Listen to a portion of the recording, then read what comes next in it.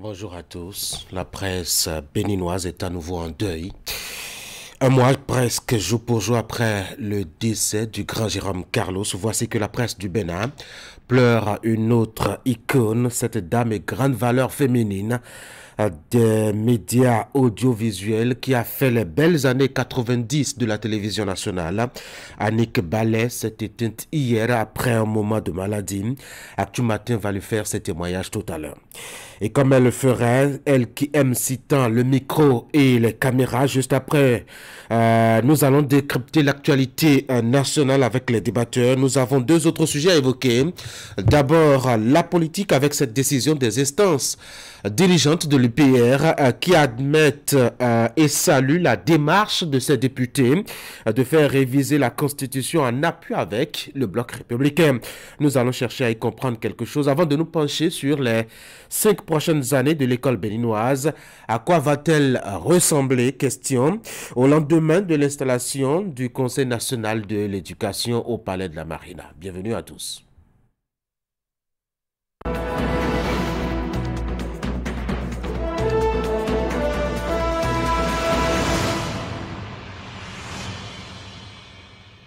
Depuis hier après-midi, toute la presse béninoise est comme figée par la nouvelle. Annick Ballet n'est plus. Eh bien, Fraternité en fait son sujet principal ce matin. Deuil dans les médias. Annick Ballet, une icône de la presse, s'en est allée. Témoignage de Florent Kouaouzouti, ancien camarade de classe. Sécurité des acteurs politiques au Bénin, les nerfs s'échauffent, l'indispensable quête de la paix. Projet de redynamisation du tissu économique béninois, 6 sociétés retenues par le gouvernement du Bénin. Matin libre, élection présidentielle au Bénin, le parrainage, une affaire de gros sous, c'est demandé ce matin, matin libre. L'autre quotidien, supposé plan d'assassinat de responsables des partis, les démocrates.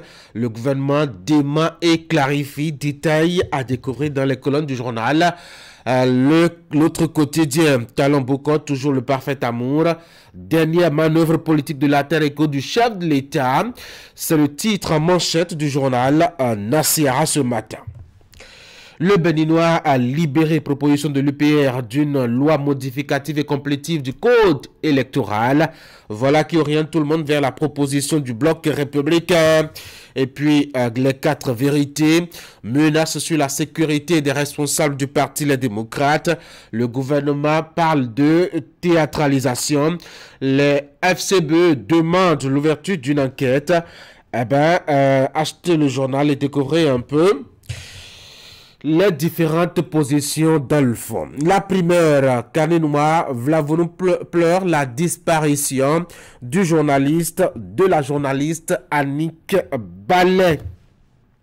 La Nation, amélioration du plateau sanitaire, le pôle d'excellence en ophtalmologie en chantier. Nous apprend donc le journal. Passons maintenant au quotidien Le Matinal. Un prétendu projet d'assassinat des principaux responsables du parti Les Démocrates. Une pure diversion a constaté, en tout cas, le journal. Ce matin, Biche, qui est un hebdomadaire satirique, 3e étoile des éléphants de la Côte d'Ivoire. La publication nous parle donc de la Coupe d'Afrique des Nations. Biche avait lancé. Cori a affiché donc le journal et puis l'autre hebdomadaire aussi satirique, mais cette fois-ci béninois, c'est Le Déchaîné du jeudi, départ de Agbono en 2026. Heureux ceux qui croient sans avoir vu, et il y a quelques murmures à l'annonce répétée donc de Patrice Talon de partir. En 2026, passons à l'économiste ce matin, Coupe d'Afrique des Nations, 3 Béninois au cœur du succès de la CAN ivoirienne. L'événement du jour, supposé projet d'assassinat des responsables du parti Les Démocrates, Léandre Rungbeji. Le gouvernement a beaucoup mieux à faire, a déclaré le porte-parole du gouvernement. Décès de la journaliste Annick Ballet. Une grande perte pour le monde des médias, regrette le président Louis Vlavonou de l'Assemblée nationale. Gaskiani Info Patrice Talon à propos de la fermeture des frontières avec le Niger.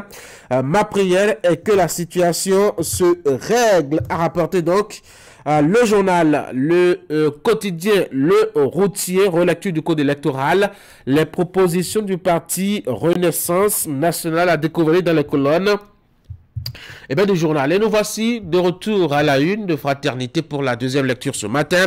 Deuil dans les médias, Annick Ballet, une icône de la presse en est à l'est hier. Vous avez dans la colonne du journal le témoignage de Florent Kouaouzouti, lui qui est un ancien camarade de la star de la télévision nationale des années 90. Sécurité des acteurs politiques au Bénin, les nerfs s'échauffent. L'indispensable quête de la paix exhorte le journal qui paraît à Ménante. Et puis un dernier titre, le temps de boucler cette revue, projet de redynamisation du tissu économique béninois, 6 sociétés retenues par le gouvernement du Bénin. C'était donc les informations à la une des publications ce matin. La rubrique s'appelle donc la une des journaux. On va feuilleter un peu l'intérieur de Fraternité comme à notre habitude. Et cette fois-ci, on tombe déjà sur la page 3 qui nous apporte ces détails au sujet du décès de la grande star de la télévision nationale, Annick Ballet des années 90. Elle s'est éteinte hier et vous avez donc à cette page-là le témoignage de Florent Kouaouzouti, lui qui écrivait de la plume, l'excellence de la plume, traverse les frontières nationales et salué sous d'autres cieux, qui s'est penché sur cette nouvelle hier. Vers la fin de son témoignage, il dit ceci: Niké, ma chérie, on avait pris date, toi et moi, mais dans ma retraite en train d'écrire mon 50e livre, et toi être la conseillère d'une grande institution de médias, mais de nombreux enfants qui gigotent autour de toi. Mon ami, ma soeur, j'ai du mal à y croire, a écrit Florent Kouaouzouti. Achetez donc le journal et découvrez un peu le parcours de la grande dame et surtout les détails apportés par l'écrivain béninois sur cette dame avec qui il a fait les bancs, notamment par le passé. Autre actualité qui pourrait vous intéresser, c'est justement ce gros pavé jeté de la mare par les militants du parti Les Démocrates qui craignent pour leurs responsables, notamment au plan de leur sécurité physique, mais aussi de leur sécurité financière. C'est à travers un communiqué. Réaction du côté du gouvernement avec le porte-parole de l'équipe à Patrice Talon. En tout cas, Fraternité constate en sa page 4 que les nerfs commencent par s'échauffer. C'est dans quel cadre et comment est-ce qu'il faut analyser l'information? Ange Pauline Touama vous propose ses réflexions à lui dans les colonnes du journal à la page 4. Nous sommes jeudi, hier c'était mercredi. Quand on est mercredi à Cotonou, sauf changement de dernière heure, il y a toujours conseil des ministres. C'était le cas hier, avec quelques décisions rapportées en page 2 par Fraternité ce matin. Ce zoom qu'il plaît bien au journal qui paraît à Ménotin de faire. Il y a 6 sociétés qui sont retenues par le gouvernement. C'est dans le cadre des projets de redynamisation du tissu économique béninois. C'est dans quel secteur et comment agiront justement ces sociétés? Fraternité vous propose des détails liés à cette actualité-là du Conseil des ministres. D'autres décisions ont été prises hier par le conclave hebdomadaire. Alors, découvrez-les en achetant votre journal ou en allant directement sur ce site internet. Nous voici maintenant pour l'étape du bulletin d'information. Ce sera avec Teddy Goudalon. Teddy, bonjour. Bonjour Tanguy, bonjour à toutes et à tous. Allez, hier, mercredi, démarrage du carême chrétien. Nous étions donc le 14 février. Tout a commencé par l'imposition des cendres qui a lieu à travers les célébrations eucharistiques. Une de nos équipes est allée constater la célébration de la toute première messe de la journée d'hier à la paroisse Saint-François-Xavier de Porto-Novo. Le compte rendu, c'est dans un instant. L'information a circulé il y a quelques jours sur les réseaux sociaux. Il s'agit d'une probable augmentation du prix du pain aux abords des voies et dans les boulangeries. C'est un serpent de mer, ça revient tout le temps. Dans ce bulletin, vous entendrez le démenti de Anselme Aguéman. Lui, c'est le président, vous l'avez à l'écran, de l'Association nationale des promoteurs et exploitants de boulangeries et pâtisseries du Bénin. Il vous donne des détails. Voici le bulletin.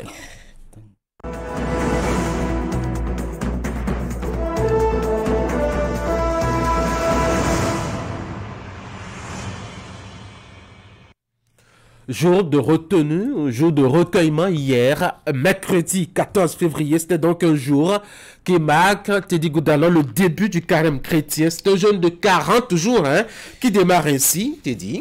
Absolument, Tanguy, c'est un processus spirituel qui commence toujours, vous le disiez tantôt, par l'imposition de la cendre à travers des célébrations eucharistiques au sein de toutes les paroisses du Bénin. Ça a été le cas tout au long de la journée d'hier. Une de nos équipes est allée constater le déroulement de la célébration de cette toute première messe qui donne le top de cette rencontre religieuse. On va faire le point avec Emma Rodonou. Messe de 6h30 ce mercredi 14 février à l'église Saint-François-Xavier de Porto Novo. Fidèles catholiques, ils sont venus nombreux pour l'imposition des cendres. Un rituel qui marque dans l'église catholique le début du carême, 40 jours de jeûne pour s'offrir en holocauste à Dieu. Au cours de cette messe, il y a eu imposition des cendres, qui veut dire que nous sommes poussière et nous allons retourner à la poussière. Et ce qui exprime une conversion. La conversion, c'est la première lecture nous le dit clairement. Le livre du prophète Joël. Il nous invite à revenir vers le Seigneur, à convertir notre cœur, à déchirer nos cœurs et non nos vêtements. Ce temps de carême nous invite justement à cette conversion, au changement de vie, de comportement dans le quotidien. Et cela se concrétise par ce que le Seigneur nous dit à travers les 3 piliers que nous connaissons traditionnellement: l'aumône, la prière et puis le jeûne. Chrétiens catholiques, ces fidèles ont pris toute la mesure des exigences de la période de carême qu'ils viennent ainsi de démarrer par l'imposition des cendres. Quand on est chrétien, on se dit qu'on est en train de faire le jeûne. Vous avez souvent à côté de vous des gens démunis, des gens qui n'ont pas le minimum pour subvenir. Si vous en avez, ne dites pas que vous devez avoir d'abord beaucoup avant de partager. Le peu que vous avez, si vous sentez que vous avez quelqu'un à côté de vous qui est dans le besoin, vous partagez ce que vous avez avec lui. C'est ça le vrai jeûne. Le carême, c'est les 3 P. Le pardon, la prière et le partage. Intensifier les moments de prière. Le pardon. Mettre l'accent sur le pardon.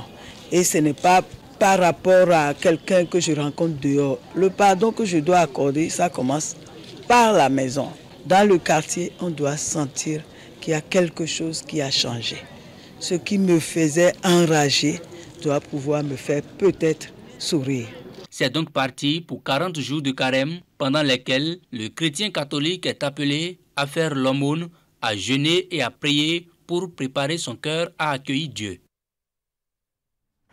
Hier, mercredi 14 février, c'était également la fête de Saint-Valentin, une occasion de démontrer l'amour que l'on porte pour son conjoint ou sa conjointe. C'est aussi l'occasion pour les vendeurs et revendeuses d'objets d'amour de se faire de l'argent en cette période. Ils se sont confiés à l'une de nos équipes conduite par Florence Bossa. Suivons ensemble son reportage. Un peu partout dans la ville de Cotonou, on remarque la présence spontanée et circonstancielle de ces stands de vente des articles pour la fête de Saint-Valentin. De l'Étoile Rouge au Grand Marché d'Antokpa, en passant par Saint-Michel, la vente de ces produits force l'admiration. Ici, au marché d'Antokpa, plusieurs raisons sous-tendent la vente des articles de la Saint-Valentin. Nous avons installé ce stand ici sur la place de l'Étoile Rouge pour la fête de Saint-Valentin afin de faire des économies et pouvoir investir dans nos activités. C'est les trucs saisonniers qu'on fait, donc on n'a pas le choix, on doit le faire. Si ce n'est pas rentable, on ne peut pas le faire, on ne peut pas trop se gêner pour ça. Si c'est petit qui est dedans, c'est quelque chose. Même si c'est le minimum qu'on trouve sur ça, c'est déjà quelque chose. Ça peut faire quelque chose, ça peut acheter une autre article et revendre. Il est dans nous, à mon dit de souper. C'est pour faire des économies que nous installons les stands dès que l'occasion de la Saint-Valentin se présente. En mon temps, on ne célébrait pas vraiment la Saint-Valentin. Mais aujourd'hui, c'est devenu une priorité pour les jeunes, dont nous en profitons.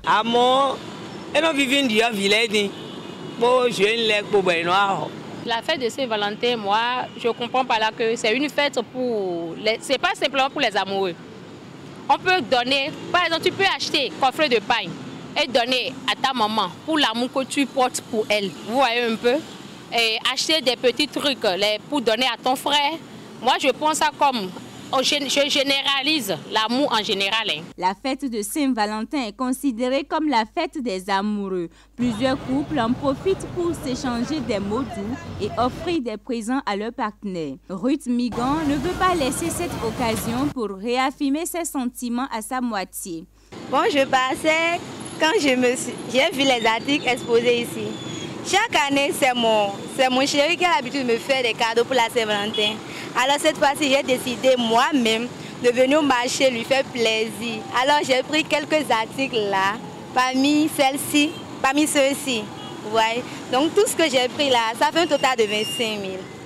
En attendant la fin de cette journée dédiée à l'amour, ces vendeuses rencontrées espèrent se faire un peu d'argent en écoulant leurs marchandises.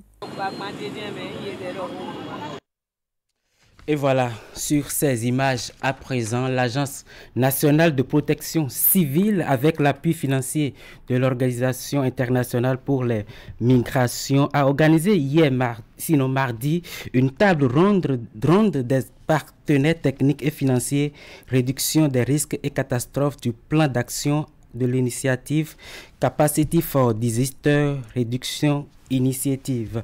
L'objectif de cette table ronde est de présenter le plan d'action pour le renforcement des capacités en matière de réduction des risques et catastrophes au Bénin pour la période 2024-2028. Ouliat Sanoussi nous reviendra avec plus de précision dans nos prochaines éditions. Eh bien, Tanguy vous l'annonçait dans les titres, l'information a circulé il y a quelques jours sur les réseaux sociaux. Il s'agit d'une probable augmentation du prix du pain aux abords des voies et dans les boulangeries. Vous allez entendre le démenti de Anselme Aguemont. Il est le président de l'Association nationale des promoteurs et exploitants de boulangeries et pâtisseries au Bénin. On l'écoute. Moi-même, je reçois des appels par rapport à l'augmentation du prix du pain. Je leur demande de vérifier ou de me donner la source de l'information. J'ai vérifié et j'ai trouvé qu'il y avait un article qui datait de 2022 que quelqu'un a repris. Donc, j'ai vu que c'est peut-être quelqu'un qui s'est trompé. Il a mal lu, il n'a pas vu la date et il a publié. Donc voilà, je pense que c'est des rumeurs, c'est pas vérifié. On était en réunion avec les membres du bureau de l'ANAPEP Bénin. On n'a pas discuté de l'augmentation du prix du pain. Le secteur aujourd'hui, ça ne va pas. Et ça ne va pas, c'est lié toujours au prix du pain. Le prix auquel nous vendons le pain aux consommateurs, le prix ne convient pas au coût réel de nos matières premières. Le prix de 125 que nous appliquons aujourd'hui a été acté par l'arrêté de 2008. Et de 2008 jusqu'à aujourd'hui, vous voyez le temps qui a coulé. Et en 2008, la farine de 50 kg était vendue à 12 000. La crise il y a d'abord Covid qui est venu en 2019. C'est à partir de Covid que le coût de la farine a grimpé. Après Covid, on est encore entré dans la crise de la Russie et de l'Ukraine. Donc, je crois jusqu'à l'année dernière, nous étions au sommet de la crise au niveau du prix du pain. Nous avons mené des démarches envers le gouvernement et qui ont été un peu favorables. Et c'est par là que je tiens aussi à remercier le gouvernement pour ce qu'ils avaient fait. Ils ont pris des mesures. Et en ces moments-là, je crois qu'on achetait encore la farine avec les mesures du gouvernement On achetait encore les farines jusqu'à 26 500, 27 000, voire même 30 000. Après la crise, le gouvernement a levé ces mesures. Aujourd'hui, nous n'avons aucune mesure qui nous accompagne. Donc, nous achetons actuellement la farine jusqu'à hauteur de 22 000, 23 000 pour les farines les plus chères. Et vous voyez déjà l'écart entre 18 000 et 22 000. Ça fait au moins 4 000 francs. Et à chaque fois vous détachez un sac, sachez que vous êtes endetté déjà avec 4 000 francs. Et les autres coûts aussi, la main d'œuvre, tout ça là, tout ce qui suit. Donc voilà un peu pour moi ce qui fait que quand on me demande si le secteur va bien, je refuse. Si aujourd'hui nous achetons le sac de 50 kilos à moins de 18 000, on ne dira absolument rien. Là, on serait dans la zone de confort. Chacun peut vendre le pain au poids normal et au prix normal sans murmurer. Et voilà pour ce démenti du président de l'Association nationale des promoteurs, exploitants et de boulangerie et de pâtisserie au Bénin. C'est sur ces propos que je vais mettre un thème à ce bulletin que je vous remercie d'avoir suivi. Je vous retrouve demain pour le même exercice. Tanguy Agoy, bonne journée. Merci beaucoup, Tidi Goudel. On est jeudi, je ne m'attendais pas à vous avoir. Vous avez pris la main à Ingrid Day. Belle complicité, non? Absolument. Allez, merci beaucoup d'être passé par ici. Demain, vous verrez à ma place, Wahab Alikpara pour votre exercice matinal d'information sur Actu Matin. Mesdames et messieurs, cette émission va se poursuivre.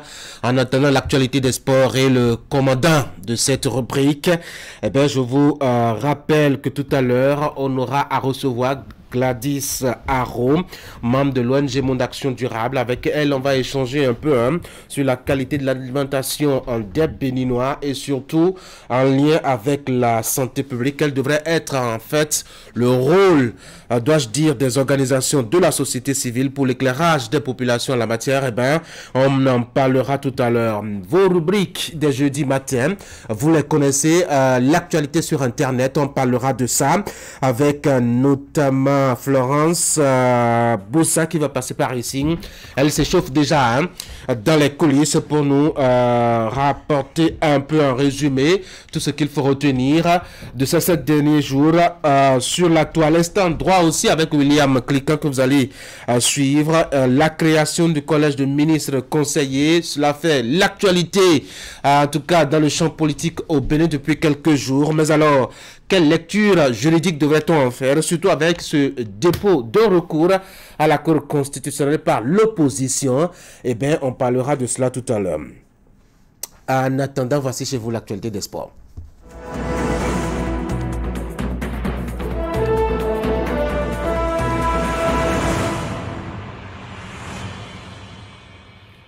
Quand on dit actualité sportive sur Actu Matin, vous connaissez l'homme, Ali Moumouni, bonjour.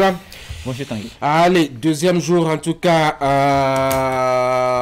dans cette semaine de la fête planétaire de football avec justement les matchs comptant pour la Ligue des champions européenne. Hier, on était encore face à nos écrans. Oui, Tanguy, pour le compte de ces huitièmes de finale de la Ligue européenne des champions, on a assisté à 2 autres rencontres. C'était hier mercredi, entre autres en France et puis en Italie. Et puis la grosse surprise, c'est bien entendu la victoire de la Lazio face au Bayern de Munich. Mais sur les images, Paris Saint-Germain s'est imposé face à son adversaire du Real Sociedad. On s'attendait quand même à ce que le Real mette en difficulté le Paris Saint-Germain. Et sur ces images, les 2 buteurs des Parisiens qui ont permis à cette formation de prendre l'avance après l'ouverture de Kylian Mbappé. Et donc ce sera le jeune Barcola qui va permettre au Paris Saint-Germain de s'imposer 2-0. Disons tout simplement que chaque équipe a eu sa mi-temps. Et donc le Paris Saint-Germain qui a été plus efficace que son adversaire et a réussi à s'imposer à l'arrivée 2-0 face à son adversaire. Et donc une très belle option pour l'équipe parisienne en attendant la manche retour qui aura lieu bien entendu dans quelques semaines. De l'autre côté en Italie, c'est la Lazio de Rome qui s'est imposée face au Bayern de Munich. Je dirais dominant de cette explication de bout en bout à l'arrivée. Les Bavarois s'inclinent 1-0 sur penalty. Tanguy, pour vous ce penalty, ce carton rouge, c'était mérité? Oui, c'est vrai que c'est litigieux, mais je pense que c'était mérité quand on voit un peu l'action. Mais bon, même si je suis quelque peu bavarois, il faut quand même être objectif. En tout cas, c'est discutable. Il faut toujours retenir tout simplement que c'est le Bayern qui s'est incliné pour cette manche aller face à la Lazio de Rome avec l'homme du match qui était un Français, Guendouzi, qui termine donc comme du match au cours de cette explication. 1-0 donc pour la Lazio de Rome. En attendant aussi la manche retour qui aura lieu donc du côté de l'Allianz Arena. C'est bien entendu en Allemagne. Tanguy, on va passer au deuxième sujet de ce matin. Absolument. Notre invité ce matin, Narcisse Justin Soglo, président de la Fédération béninoise de kickboxing et discipline associée. Monsieur Soglo, bonjour. Bonjour, monsieur Tanguy. Bienvenue sur l'Actu Matin. Vous allez nous donner des nouvelles de votre fédération qui, justement, a ouvert un chantier à Lille. C'est le chantier de la formation. Bien entendu, disons, il y a plus de 2 mois que le bureau a été installé et que le président Narcisse Justin Soglo a pris les rênes de cette fédération. Alors, aujourd'hui, plus de 2 mois que vous êtes en exercice. Avant de commencer, bonjour, monsieur le président. Bonjour, bonjour. Et merci d'avoir accepté notre invitation. C'est moi qui vous remercie. Alors, pour commencer, dites-nous comment ça se passe depuis que vous avez pris les rênes.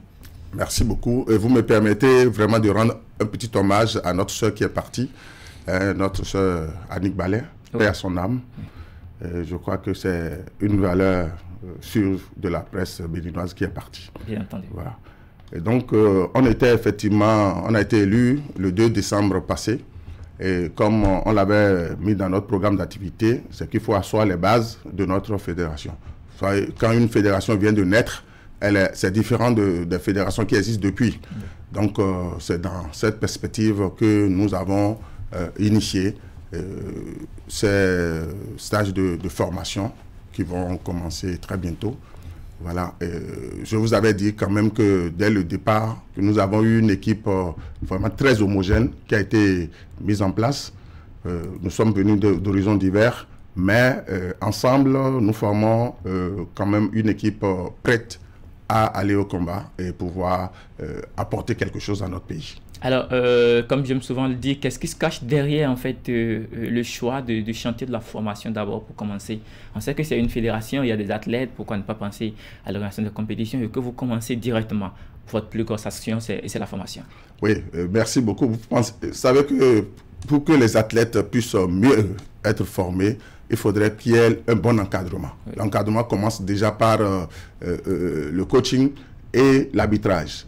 Raison pour laquelle nous avons sollicité notre fêtière, le WACO, qui vraiment, je peux vous dire, nous a agréablement surpris parce que solliciter une pareille formation continentale et avoir tout de suite un résultat positif, c'est-à-dire la mise à disposition de ceux qui doivent venir nous former ici. Parce qu'on aura 2 qui vont venir du Nigeria et un autre qui va venir de la Côte d'Ivoire. Oui, sur les images, on le verra tout à l'heure, les différents formateurs qui vont donc, je dirais, dispenser les formations, permettez-moi cette redondance, aux participants. Alors, comment cela va-t-il se passer, puisqu'on lit sur la fiche que c'est ouvert à tout pratiquant de la zone 2? Oui, en fait, la zone 2, c'est notre région ouest.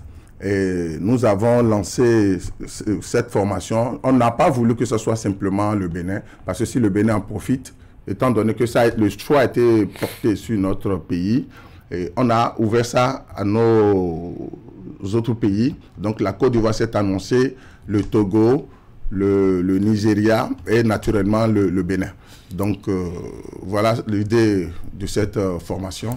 Alors, pour les dispositions pratiques, qu'est-ce qui est prévu? La formation démarre le 18 février prochain. Oui, la formation démarre le 18 prochain et ce serait au centre Okinawa, qui est à Tampere. Oui. Voilà, et donc les inscriptions sont lancées depuis. Et là, je pense que demain c'est déjà le vendredi, donc il y aura la clôture des inscriptions. Il y en a qui sont inscrits dans les deux, pour les 2 formations, que ce soit coaching et que ce soit arbitrage. Voilà.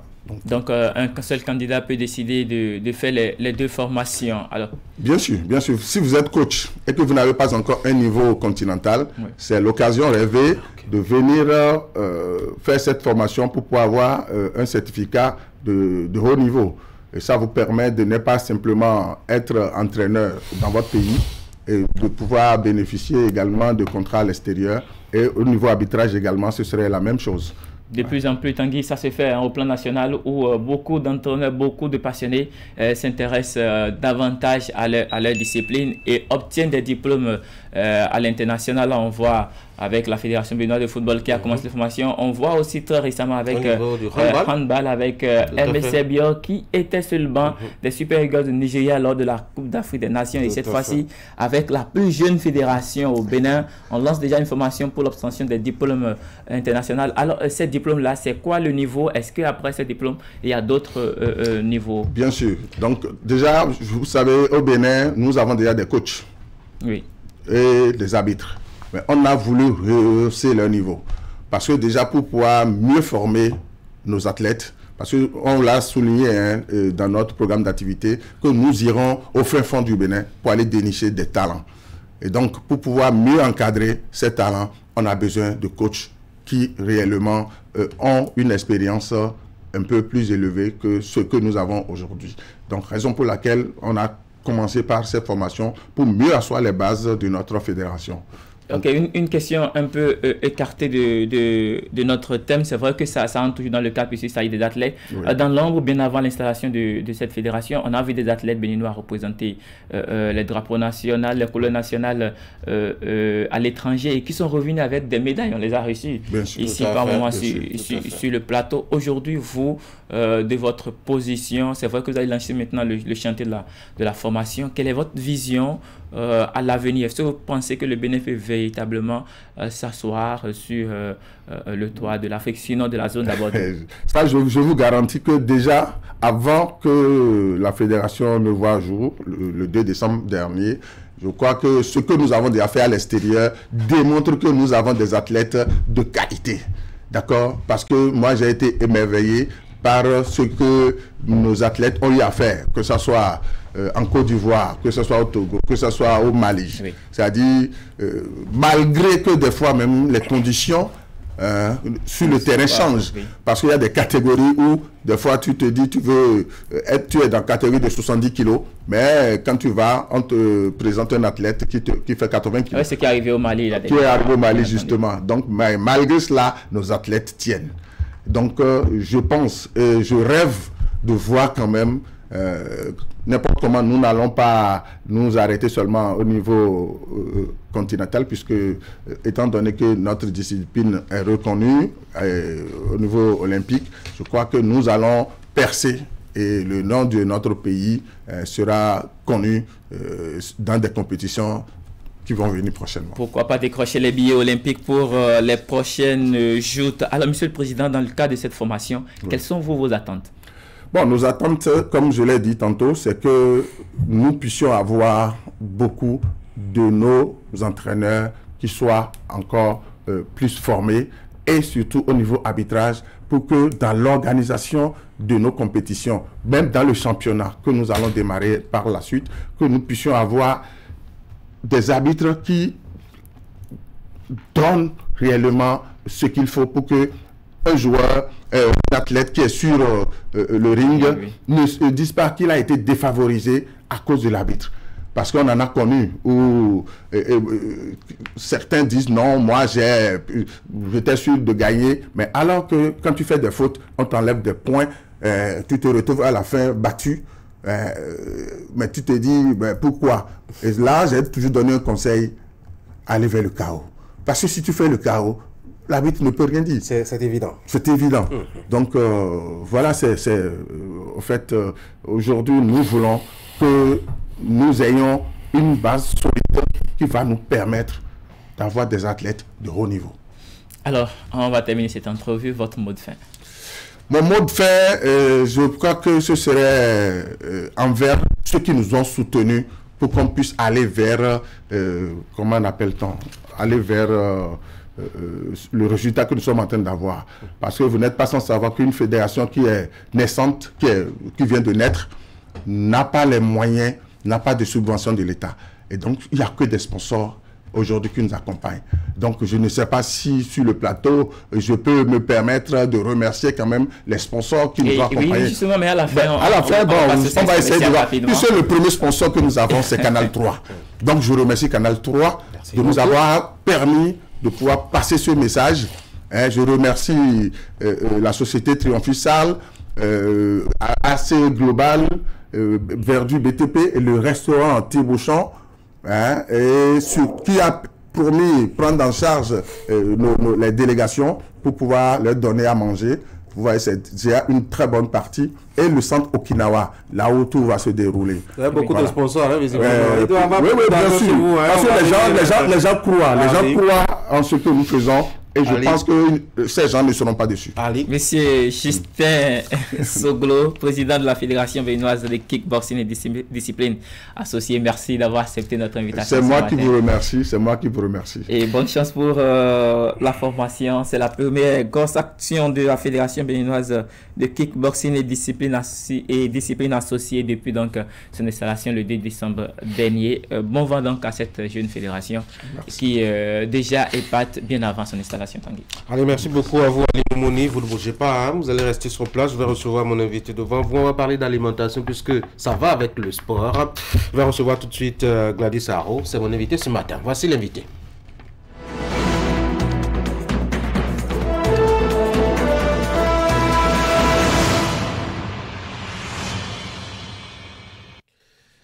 Gladys Haro, membre de l'ONG Monde Action Durable. Bonjour, bienvenue sur l'Actu Matin. Bonjour Monsieur Tanguy.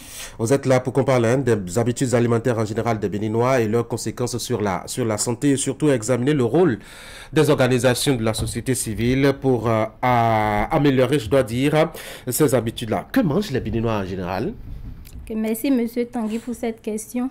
De façon générale, le rapport du Conseil national de l'alimentation et de nutrition en 2023 a montré que la composition du plat béninois est forte en féculents et sauces légumes et très faible en protéines et fer et vitamines.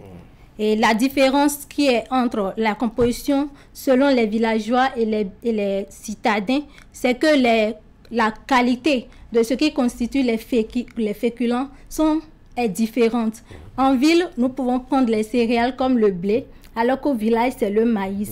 Donc, la différence se réside entre la qualité du choix du féculent. Et non la quantité, parce qu'au village, on privilégie la quantité, hein. Ça fait 3 bons plats d'igname pilé ou de pâtes, contrairement à la ville où on fait beaucoup plus d'économies. Oui, le constat est qu'il y a la quantité qui joue aussi, mais il y a la qualité des aliments que les citadins mangent qui fait vraiment la différence. Généralement, ceux qui sont allés à l'école du blanc pensent systématiquement que nos grands-parents mangeaient mal, c'est vrai? Je ne suis pas d'accord, parce que les grands-parents, eux, ils se tournent vers les aliments locaux, les aliments frais.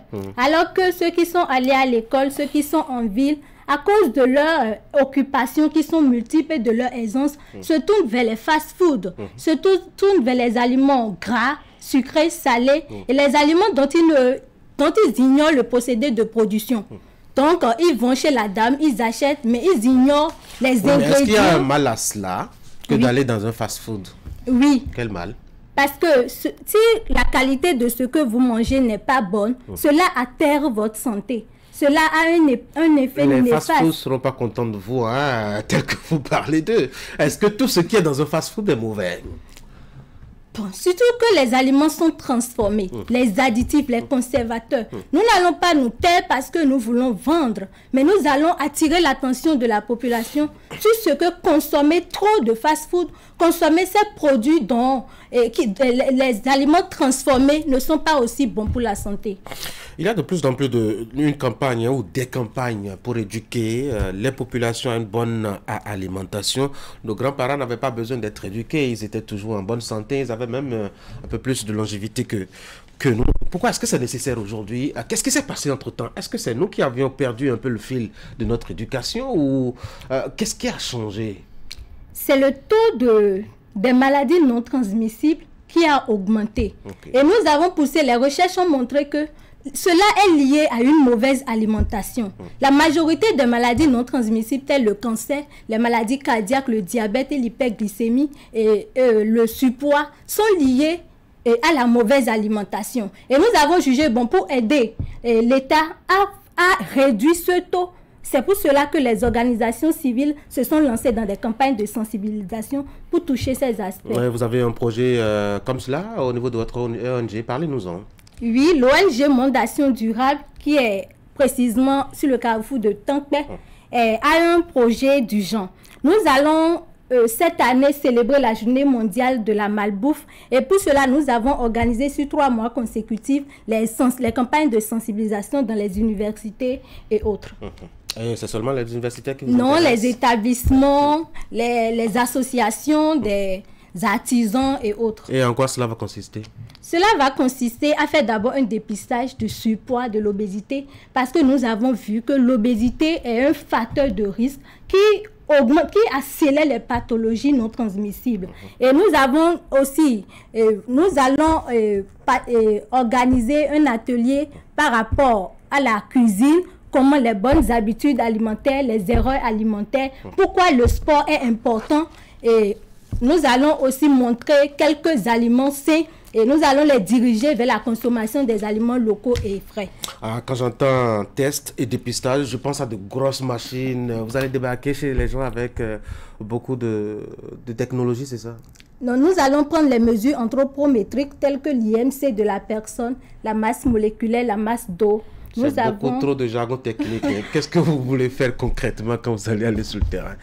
Nous allons dépister le surpoids auprès des Vous allez gens. Prendre le poids des gens. Le poids des gens, Okay. leur taille et calculer l'indice de masse corporelle et les avertir par rapport à leur état nutritionnel. Voici, ils sont en surpoids ou s'ils sont dans l'équilibre normal des choses. Quels sont les objectifs de ce projet?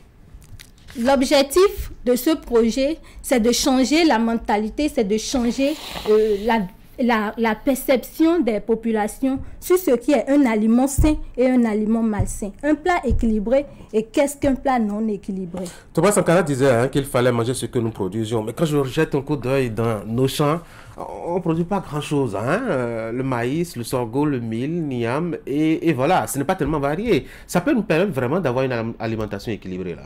Oui. Ah oui? Si ce que nous produisons au Bénin, la large variété que nous avons au Bénin nous permet d'avoir un plat équilibré qu'avec les produits locaux. Ali Moumouni, ça vous intéresse, les échanges? Oui, bien entendu. Quand on parle d'alimentation, on parle du sport. Tout à l'heure, j'allais même glisser une question et demander si quelqu'un va régulièrement dans les fast-food et que derrière, il fait le sport. Nous avons le président de la fédération de kickboxing sur le plateau. Est-ce que ça compense justement, ça réduit le risque? Est-ce que je peux prendre 5 litres de bière proprement pendant la semaine et me livrer à des exercices à la fin de la semaine et m'assurer que je suis en bonne santé? Je dirais que d'un côté, l'exercice physique compense les apports énergétiques. Mais en dépit, il y a que si vous le sel par exemple qui se retrouve dans des hamburgers, le sel qui se retrouve dans les saucisses, ça ne joue pas, c'est pas le sport qui va vous permettre d'éliminer ce sel. Le sport vous permet d'éliminer les excès caloriques.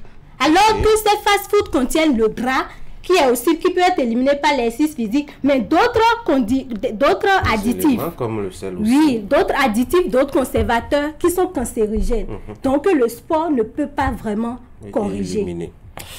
Est-ce qu'il ne faut pas travailler à diversifier, je dois dire, la production agricole pour aider les gens justement à avoir une diversité, je dois dire, alimentaire afin d'équilibrer leur santé?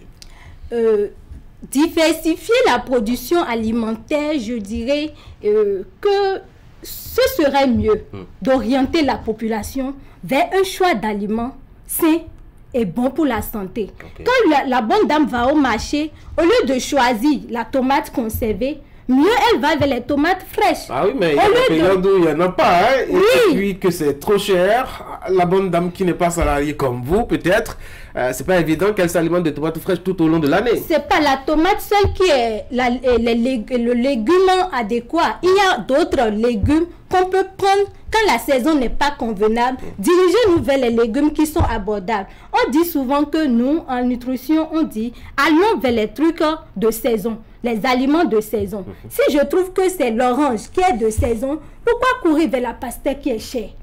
Je prends ce qui est moins cher pour combler mes besoins en nutriments dont j'ai besoin. C'est pour ça qu'il faut amener la population à connaître les aliments.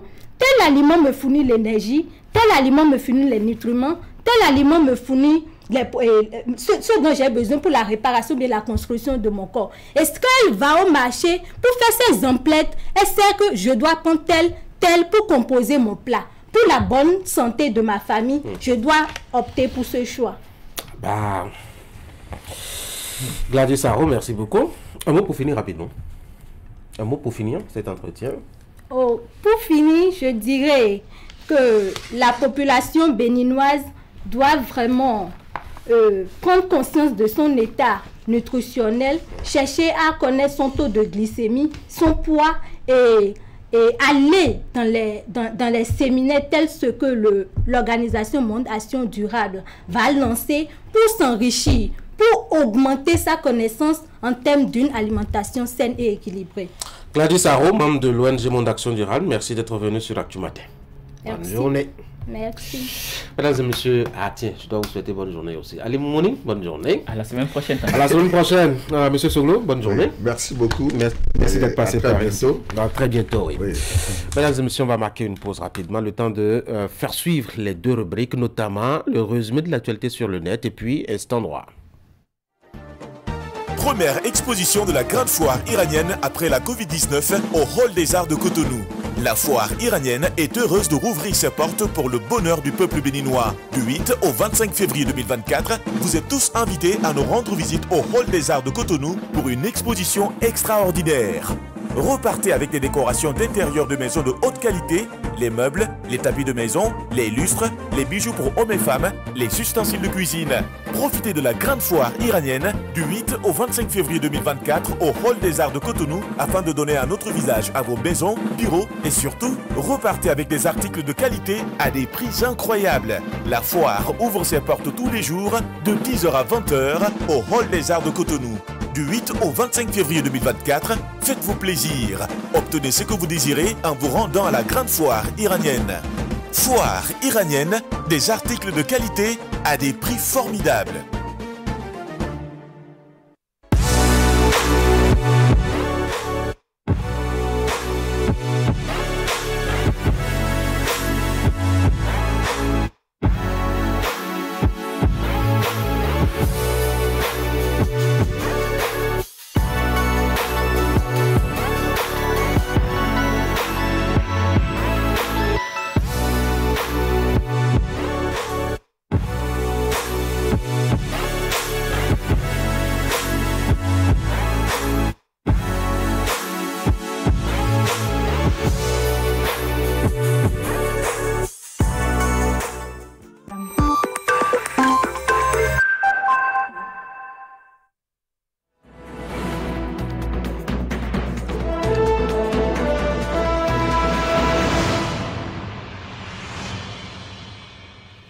Que s'est-il passé sur la toile ces 7 derniers jours au Bénin? On en parle avec Florence Bossa. Florence, bonjour.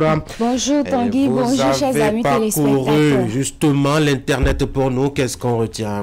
Amis de la rubrique As-tu sur le net, très heureuse de vous retrouver. Sachez tout simplement qu'il n'y a pas de repos sur la toile et que les internautes suivent tout de près, que ce soit de l'actualité nationale, sous-régionale ou encore les faits divers, rien ne leur échappe. Voici le point de notre sortie sur la toile pour le compte de cette semaine.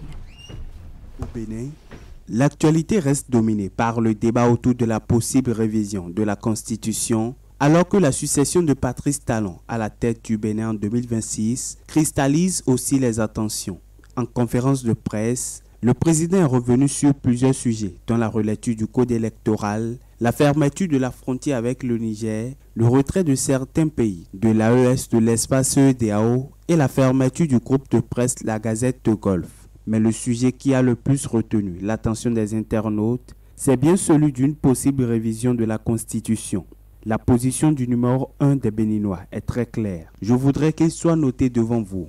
Soyez mes témoins que moi je ne veux pas qu'on touche à une virgule de la Constitution. Il ne faut pas le faire.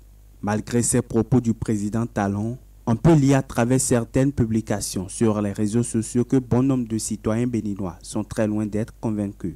À travers un communiqué de presse rendu public ce mardi 13 février 2024, le parti de Claudine Prudencio, bien que soutenant les actions du chef de l'État, n'a pas hésité à marquer son désaccord concernant une quelconque révision de la Constitution avant la fin du mandat du président Patrice Talon. Également sur la page Facebook de la télévision nationale, si le président ne veut vraiment pas qu'on révise la Constitution, qu'il ordonne à Hassan de retirer le projet de proposition. Contrairement à ces différentes réactions, certains trouvent tout simplement que c'est le meilleur président au monde. Pendant ce temps, la colère monte chaque jour un peu plus après le report de la présidentielle au Sénégal. Les manifestations se multiplient. Les chiffres font déjà état de plusieurs morts. Les internautes ont réagi par rapport à cette actualité. La démocratie exige le respect du calendrier républicain de tous les présidents du Sénégal. Vous avez été le seul à reporter une élection. Macron, le metteur de l'ordre dans des pays, n'est-il pas au courant? La France est démasquée à jamais sous l'aide de Macron. À un autre de répliquer, pourquoi vouloir toujours jeter la faute à la France? Nous sommes responsables de nos propres maux, assumons-le. Enfin, terminons. Le monde des médias a nouveau éploré. Annick Ballet, journaliste béninoise, a tiré sa révérence ce mercredi 14 février 2024 à Paris en France des suites d'une maladie. Annick Ballet fut journaliste et animatrice à l'Office de radiodiffusion et télévision du Bénin. Elle a été rédactrice en chef à la télévision nationale, d'où elle démissionne en 2010 et redevient 6 ans plus tard en 2016 comme chef programme de la chaîne. Elle est précédemment chargée de mission de l'actuel directeur général de l'ORTB. Sa mort a suscité maintes réactions sur les réseaux sociaux. Elle donnait une touche particulière au journal télévisé sur nos télévisions blanc-noir à l'époque. Mon crush quand j'étais encore gamin. Je me rappelais en 2002 sur la chaîne nationale. J'ai trop regardé son... Voilà une grande figure emblématique de la presse béninoise qui s'en est allée, repos éternel à l'icône, et que toutes nos condoléances à la famille éplorée ainsi qu'à toute la presse béninoise. Tanguy. Vous avez connu Annick Ballet? Oui, je la voyais à la télé quand j'étais encore très petite. Elle fait partie de ces journalistes présentatrices qui nous ont donné l'envie d'embrasser comme ce métier. J'ai eu à converser quelques moments avec elle. C'est une dame formidable en termes de relations humaines. Toujours disponible et toujours rieuse en plus. En tout cas, condoléances à sa famille. Allez, on va reprendre avec Actu sur le net. C'est également aussi... dans cette rubrique-là, les vidéos et les challenges qui animent la toile. Nous allons démarrer par cet événement continental qui a connu son épilogue le week-end dernier, la Coupe d'Afrique des Nations Côte d'Ivoire 2023. La finale qui a opposé les éléphants aux Super Eagles du Nigeria a vu le pays organisateur succéder au Sénégal, qui l'a d'ailleurs sorti de la course à l'étape des 8e de finale. Une victoire que les Ivoiriens ont célébrée et qu'ils continuent d'ailleurs de célébrer sur les réseaux sociaux. Je vous propose de revivre ces moments forts à travers une compile de vidéos que nous avons sélectionnées pour vous sur les réseaux sociaux. On y a cru jusqu'au bout et aujourd'hui on est récompensé par cette belle victoire de la Côte d'Ivoire, une belle revanche face au Nigeria.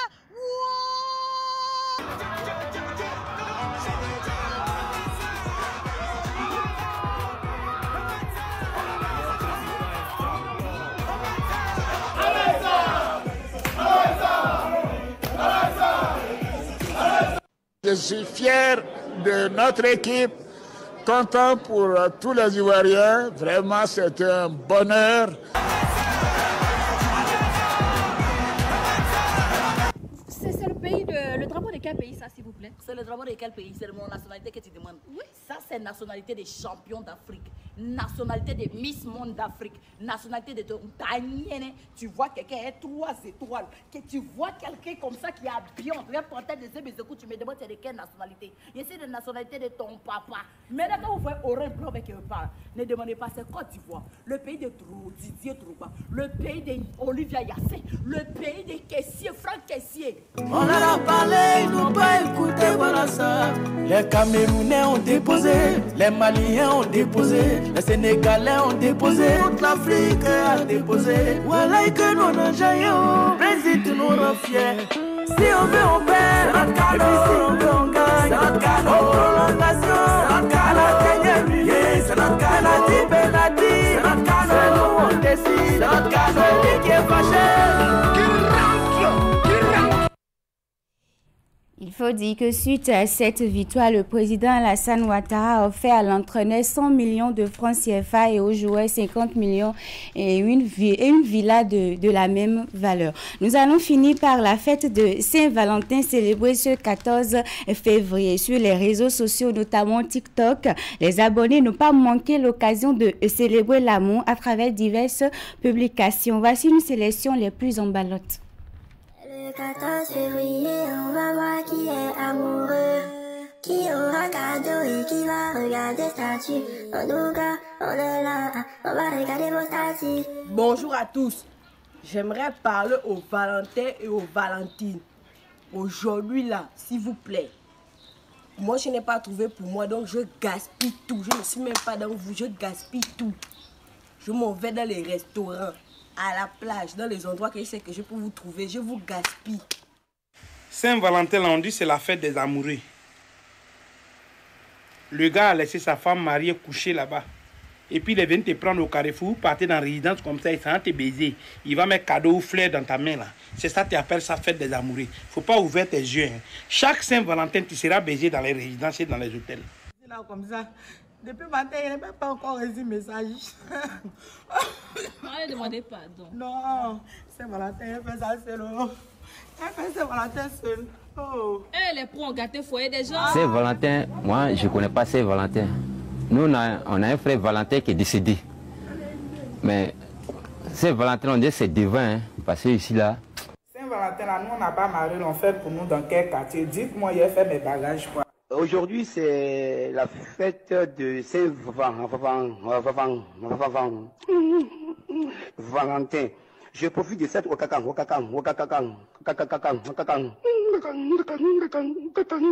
occasion pour te souhaiter bonne fête de Saint-Valentin. Tanguy, comment est-ce que vous avez célébré cette fête hier? Je vous l'avais promis, un tour au foot. Ma lecture et puis bon, les obligations professionnelles. J'étais ici hier matin, voilà ma journée. J'imagine que vous aviez fini. Oui, on ne vous a pas encore introduit. C'est supposé même que vous n'êtes pas dans le studio, donc vous devrez garder votre bouche close en attendant votre rubrique. Florence Bossa, merci beaucoup pour cette rubrique ce matin. Merci d'être passé par ici. Bonne journée, à la semaine prochaine. Merci à vous de même. Mesdames et messieurs, il nous a obligé la main. On va le recevoir comme ça. Voici Instant Droit.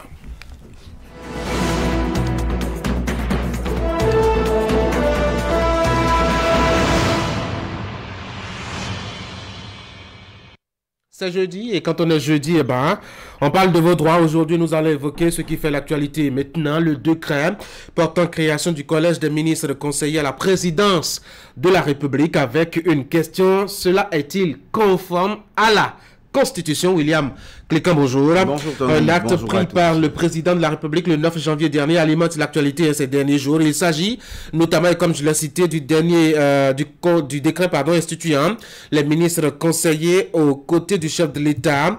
Ce n'est pas de nos habitudes ici au Bénin. Du coup, cela fait beaucoup de bruit. Question, que faut-il déjà savoir de ce décret? Justement, c'est un vocable qui nous est tout nouveau. Nous ne le savions pas.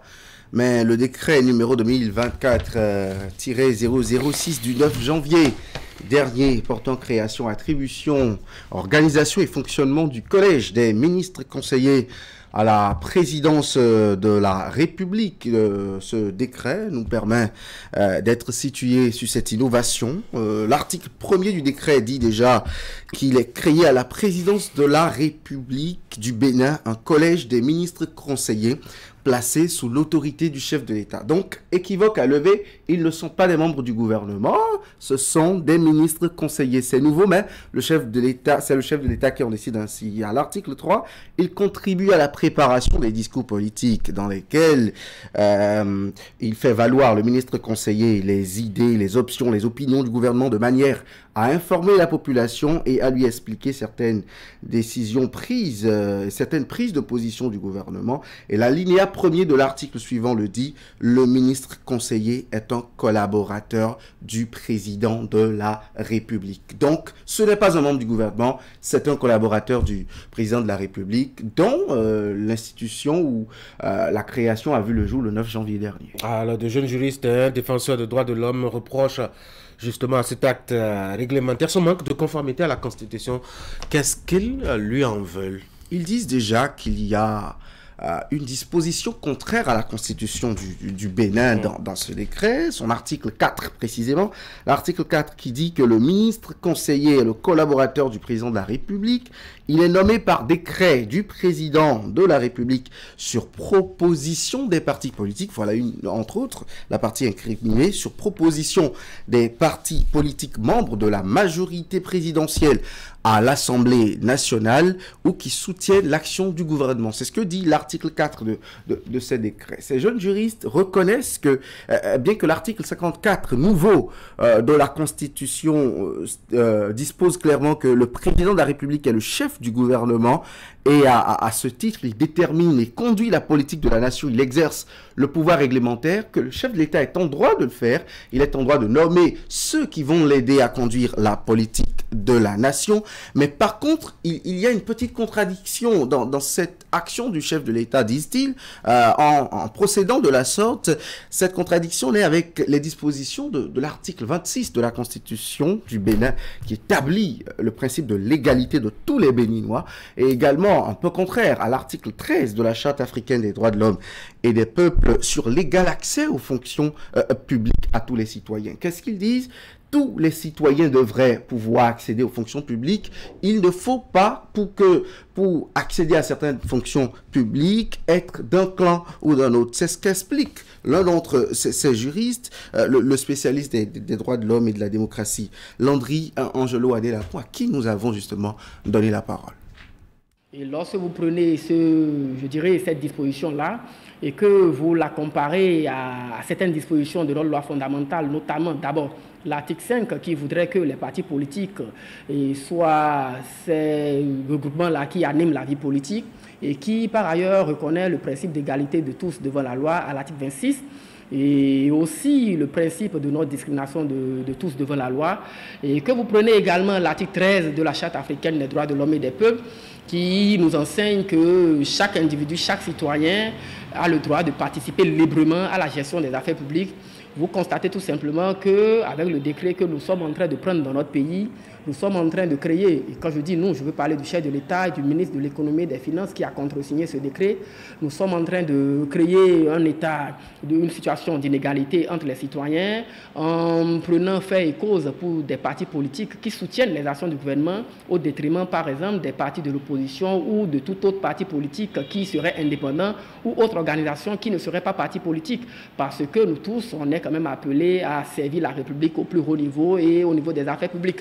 Et en le faisant ainsi également, on se rend compte qu'on est en train quand même de prendre le contre-pied de ce que le peuple béninois a choisi déjà au sorti de la conférence de 90, en disant tout simplement que nous avons abandonné, complètement enterré le népotisme, la concussion et le pouvoir personnel. Aujourd'hui, nous sommes en train de vouloir faire un retour vers ce que nous avons considéré à l'époque comme étant le régime du parti unique, qui fait qu'au niveau du comité central, on pouvait décider de tout et de rien. Et c'est ce que nous sommes en train d'observer. Donc, nous, aujourd'hui, nous demandons à la juridiction constitutionnelle de notre pays, haute juridiction de notre pays, de déclarer contraire à la Constitution ce décret-là, parce que son article 4 est en porte-à-faux et en parfaite contradiction avec l'article 26 de notre Constitution, notamment, et aussi avec l'article 13 de la Charte africaine des droits de l'homme et des peuples, qui fait partie intégrante de notre Constitution. Landry Angelo Adelapo, des requérants devant la Cour constitutionnelle, c'est la position de ces jeunes juristes, de ces 5 jeunes juristes requérants. Ce n'est pas encore la décision de la Cour constitutionnelle parce que seule la Cour constitutionnelle est compétente pour trouver et déclarer contraire à la Constitution cet article 4 du décret portant création des ministres conseillers. Et est-ce qu'ils ont des chances de voir leur idée prospérer? Oui, Tanguy, pour deux raisons déjà. D'abord, la double compétence de la haute juridiction en cette matière, le contrôle de constitutionnalité de toutes les normes qui sont édictées en République du Bénin et aussi la protection des droits de l'homme, c'est une des principales missions et fonctions de cette juridiction. Il y a aussi l'expérience de ce groupe de jeunes requérants en matière de contentieux des droits fondamentaux, une dizaine de décisions en cours devant la Cour constitutionnelle, une soixantaine de décisions déjà rendues sur leur requête par la haute juridiction. Ils ont aussi été déjà devant la Cour africaine des droits de l'homme et des peuples, devant la Commission africaine des droits de l'homme et des peuples. Ils ont intenté des actions devant les mécanismes onusiens de protection des droits humains, en l'occurrence le Comité des Nations Unies sur la discrimination raciale, et ils ont été aussi à l'examen périodique universel. Donc ils ont les armes juridiques, ils ont les moyens de droit pour faire rendre une décision ou une autre au juge constitutionnel.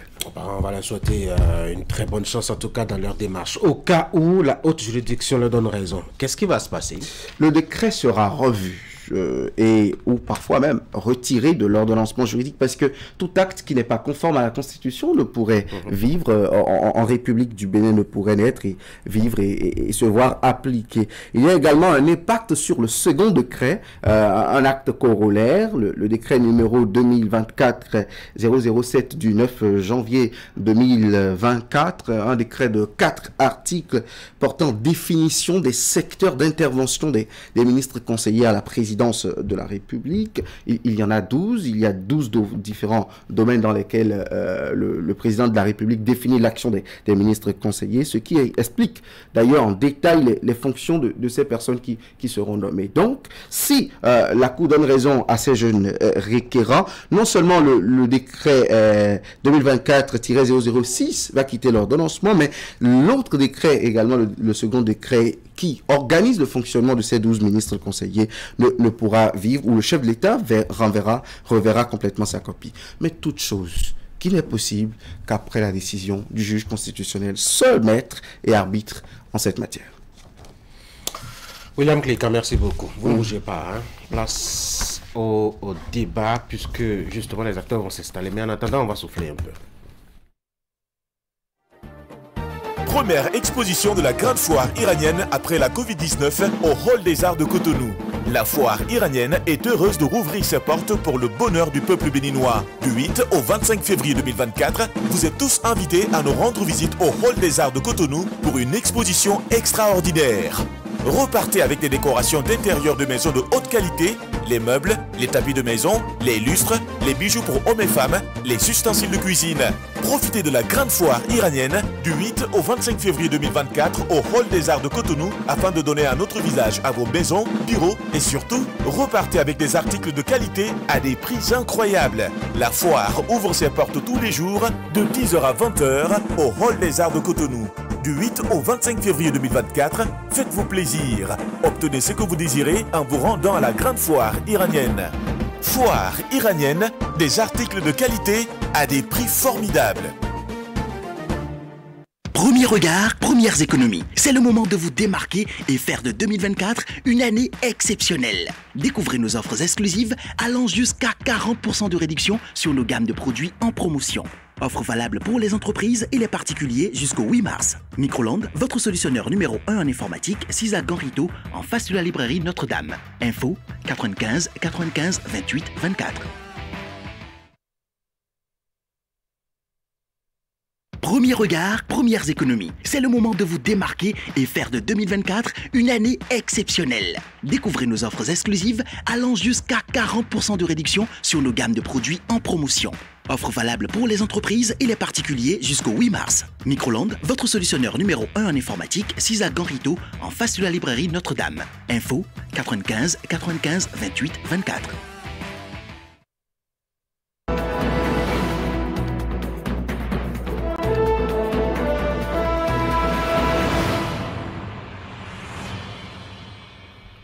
La presse béninoise est à nouveau en deuil. Après Jérôme Carlos, il y a à peu près un mois, voici que Annick Ballet s'éteint après une courte maladie. Franck Aounou, bonjour. Bonjour. William Klika n'a pas bougé. Bonjour à nouveau, William. Oui, bonjour, en dehors de cette hommage qu'on aura à rendre justement à une aînée dans la profession, une excellente aînée dans la profession, eh ben, on va parler de l'UPR et du BR qui se partagent les rôles à l'Assemblée nationale. On parlera aussi de l'éducation pour les 5 prochaines années à venir. On verra bien ce que ça va donner avec l'installation du Conseil national de l'éducation. Et si le temps nous le permettait, on va aborder un dernier sujet rapidement. Mais commençons déjà par Annick Ballet. William, vous l'aviez connue certainement à l'écran. Oui, je l'ai connue à l'écran et quand elle avait tout démontré déjà. Quand j'avais découvert Annick Ballet, elle n'était plus au JT de 20h, elle était sur des éditions spéciales et dans des entretiens. Je garde d'elle pour le travail récent que j'ai eu à faire sur les sorties médiatiques de Patrice Talon. Je retrouve le souvenir de son émission Le Moment Politique, avec vous d'ailleurs, et d'autres confrères de la presse nationale avec le chef de l'État. Très peu de femmes font des entretiens politiques de cette facture dans notre profession. Très peu de femmes ont cette réputation. 17 ans au JT, au journal télévisé. Elle est devenue carrément une vedette de la télévision. C'est notre... c'est notre... Boisbouvier à nous, c'est notre... féminin. Oui, féminin, oui. Oui, Franck. Non, je sais que quand on était encore un peu plus jeune, c'est quelqu'un qu'on voyait à l'écran qui faisait du beau travail. Et lorsque nous avons eu la chance de faire nos premiers pas dans la presse, voilà des aînés dont on revisitait encore les sorties, les présentations de JT, on revisitait les émissions qu'elles animaient, ainsi de suite. Et moi, j'ai toujours vu en Annick Ballet une dame vraiment solide, une dame qui, même lorsque elle est en face ou elle co-anime une émission avec un journaliste de sexe masculin, vous dites, mais il n'y a pas trop de différence. Elle tient vraiment son job, elle fait bien son job et je crois que c'est un exemple pour la jeune génération, surtout les femmes qui parfois ont du mal à prendre des initiatives en matière dans les médias. Vous voyez beaucoup de femmes aujourd'hui, on leur dit allez animer des émissions, elles disent non, je ne peux pas, c'est ci, c'est ça. Mais voilà une dame qui a démontré que la femme peut également s'imposer dans le domaine. Et à quel moment À quel moment Dans les années 90, il y a eu une époque où il n'y avait pas ce grand développement des médias. Voilà. Eric, on a vu votre dos à l'écran. Bonjour. Bonjour Tanguy, désolé de toutes les excuses à William. Ulrich, bonjour. Allez, on parle un peu de Annick Ballet qui s'est éteinte hier, Eric. Absolument, je pense que cette grande dame n'est plus à présenter. Ce que j'ai noté hier, qui est un jour... deux célébrations se sont croisées. On a plutôt pris toute la journée à célébrer une personne qui nous a quittés. À un moment donné, elle a pris la place du 14 février chez les amoureux, puis aussi le début du carême chez les chrétiens catholiques, parce que c'était venu justement à ce moment précis-là. Elle est vraiment pour nous une mère dans cette corporation. Et quand vous voyez les commentaires, n'est-ce pas, sur cette disparition, c'est assez émouvant. C'est dit combien de fois elle a occupé nos esprits, à la fois à l'antenne, mais aussi dans l'esprit de tout un chacun. Bien au-delà également des professionnels des médias, elle a réussi à s'intégrer dans l'esprit de chaque Béninois, n'est-ce pas, à partir de son travail. C'est une icône de la presse béninoise qui vient de s'éteindre et j'ai pour l'habitude de l'appeler la grande dame, la dame de fer au cœur gracieux, parce que c'est une dame qui a su s'imposer dans l'arène des hommes, parce que partout où elle passait, on la voyait, elle illuminait, elle rayonnait. Et elle était beaucoup plus connue surtout pour la rigueur de la qualité de son travail. Et c'est une femme qui a su mener de main de fer, que ce soit la direction, que ce soit ses collègues. Et pourtant, dans le même temps que vous voyez ce côté main de fer chez elle, vous voyez en même temps le cœur gracieux d'une mère qui en même temps était assez joyeuse, toujours amusante, à taquiner. Les quelques fois où j'ai eu l'insigne honneur de la côtoyer, j'ai toujours eu du plaisir à échanger avec elle en tant que grande soeur, en tant que maman. Et chaque fois que je la vois, elle me dit, ne me taquine pas trop. Si tu adores trop me taquiner aujourd'hui, maintenant, ça fait quand même un peu bizarre de savoir que c'est une grande icône de la presse béninoise qui est en train de s'éteindre comme ça, qui s'est éteinte comme ça du moins. Et vivement que les femmes qui sont aujourd'hui en train d'arpenter ce chemin puissent prendre exemple sur elle. C'est vrai que l'homme n'est jamais parfait et elle a certainement des défauts, elle a eu des défauts, ceux qui l'ont connue, l'ont côtoyée, ont vu des défauts en elle, mais elle avait aussi beaucoup de qualités, assez de qualités, surtout quand on parle de son sens d'humanisme. Ça, je respecte vraiment cette dame de fer au cœur gracieux. Moi, je retiens un peu son humilité aussi. Je me rappelle des derniers commerces qu'on a eu avant qu'elle disparaisse de mes radars. C'était à l'occasion de la préparation justement de cette émission avec le président de la République. Elle m'appelle un matin pour dire, attendez, tiens, voilà qu'on fait appel à un général retraité. Tu vas tout préparer, moi je n'ai pas le temps. Et effectivement, c'est vrai qu'elle a tout le temps appelé pour voir où est-ce qu'on en était, etc. Mais elle est restée quelque peu en retrait pour voir ce que ça va produire comme conducteur pour l'entretien. Et cela n'a pas entaché du tout alors sa prestation à l'occasion de l'entretien ou quand elle a pris contact avec les sujets, etc. Vous aviez vu la qualité. Et c'est justement ce qui est surprenant, la qualité de son professionnalisme. La qualité, on doit insister là-dessus. Je pense que elle n'a pas embrassé le métier pas suivisme. Lorsque vous voyez les œuvres qu'elle a produites tout au long de sa carrière, on se rend compte que c'est pas vocation. Elle s'est intéressée, elle s'est préparée elle s'est donné les moyens, d'abord la volonté, et ensuite elle s'est engagée corps et âme pour vivre une carrière vraiment meublée, une carrière vraiment fournie. Et moi je voudrais que ce ne soit pas vraiment à ces occasions qu'on rende hommage à des icônes du genre. Nous avons il y a quelques jours Jérôme Carlos qui est parti. Et là, je voudrais louer une initiative du parti Moël Bénin. Au-delà de l'animation de la vie politique, voilà un parti politique qui a dit, mais moi je choisis des gens comme ça dans la société, qu'ils soient de mon parti politique ou non, mais je leur rends hommage de leur vivant. Je sais qu'il y a des journalistes qui ont été choisis, je ne sais pas s'il y avait sur la liste, il y avait Jérôme Carlos, mais je sais qu'il y a une initiative comme ça qui est en cours. Ils vont se déplacer vers ces gens, leur rester avec eux le temps d'une journée, leur offrir peut-être des présents. C'est très important. Et nos partis politiques devraient s'aligner derrière Moël Bénin pour rendre hommage. On ne doit pas rester là du matin au soir à parler rien que politicienne. Il faudrait que même l'État central, il ne faudrait pas qu'on attende la mort des gens pour énumérer les nombreuses qualités, pour dire c'était une icône, pour dire il y a des gens qu'on peut célébrer de leur vivant et c'est très important. Il n'y a pas que dans la presse. Oui, William, moi j'ai toujours un faible pour ceux qui savent bien faire le travail et qu'ils font surtout avec conscience. Et elle en est un exemple. Avec une constance dans le temps. Ouais. Une constance dans le temps. Je crois que c'est...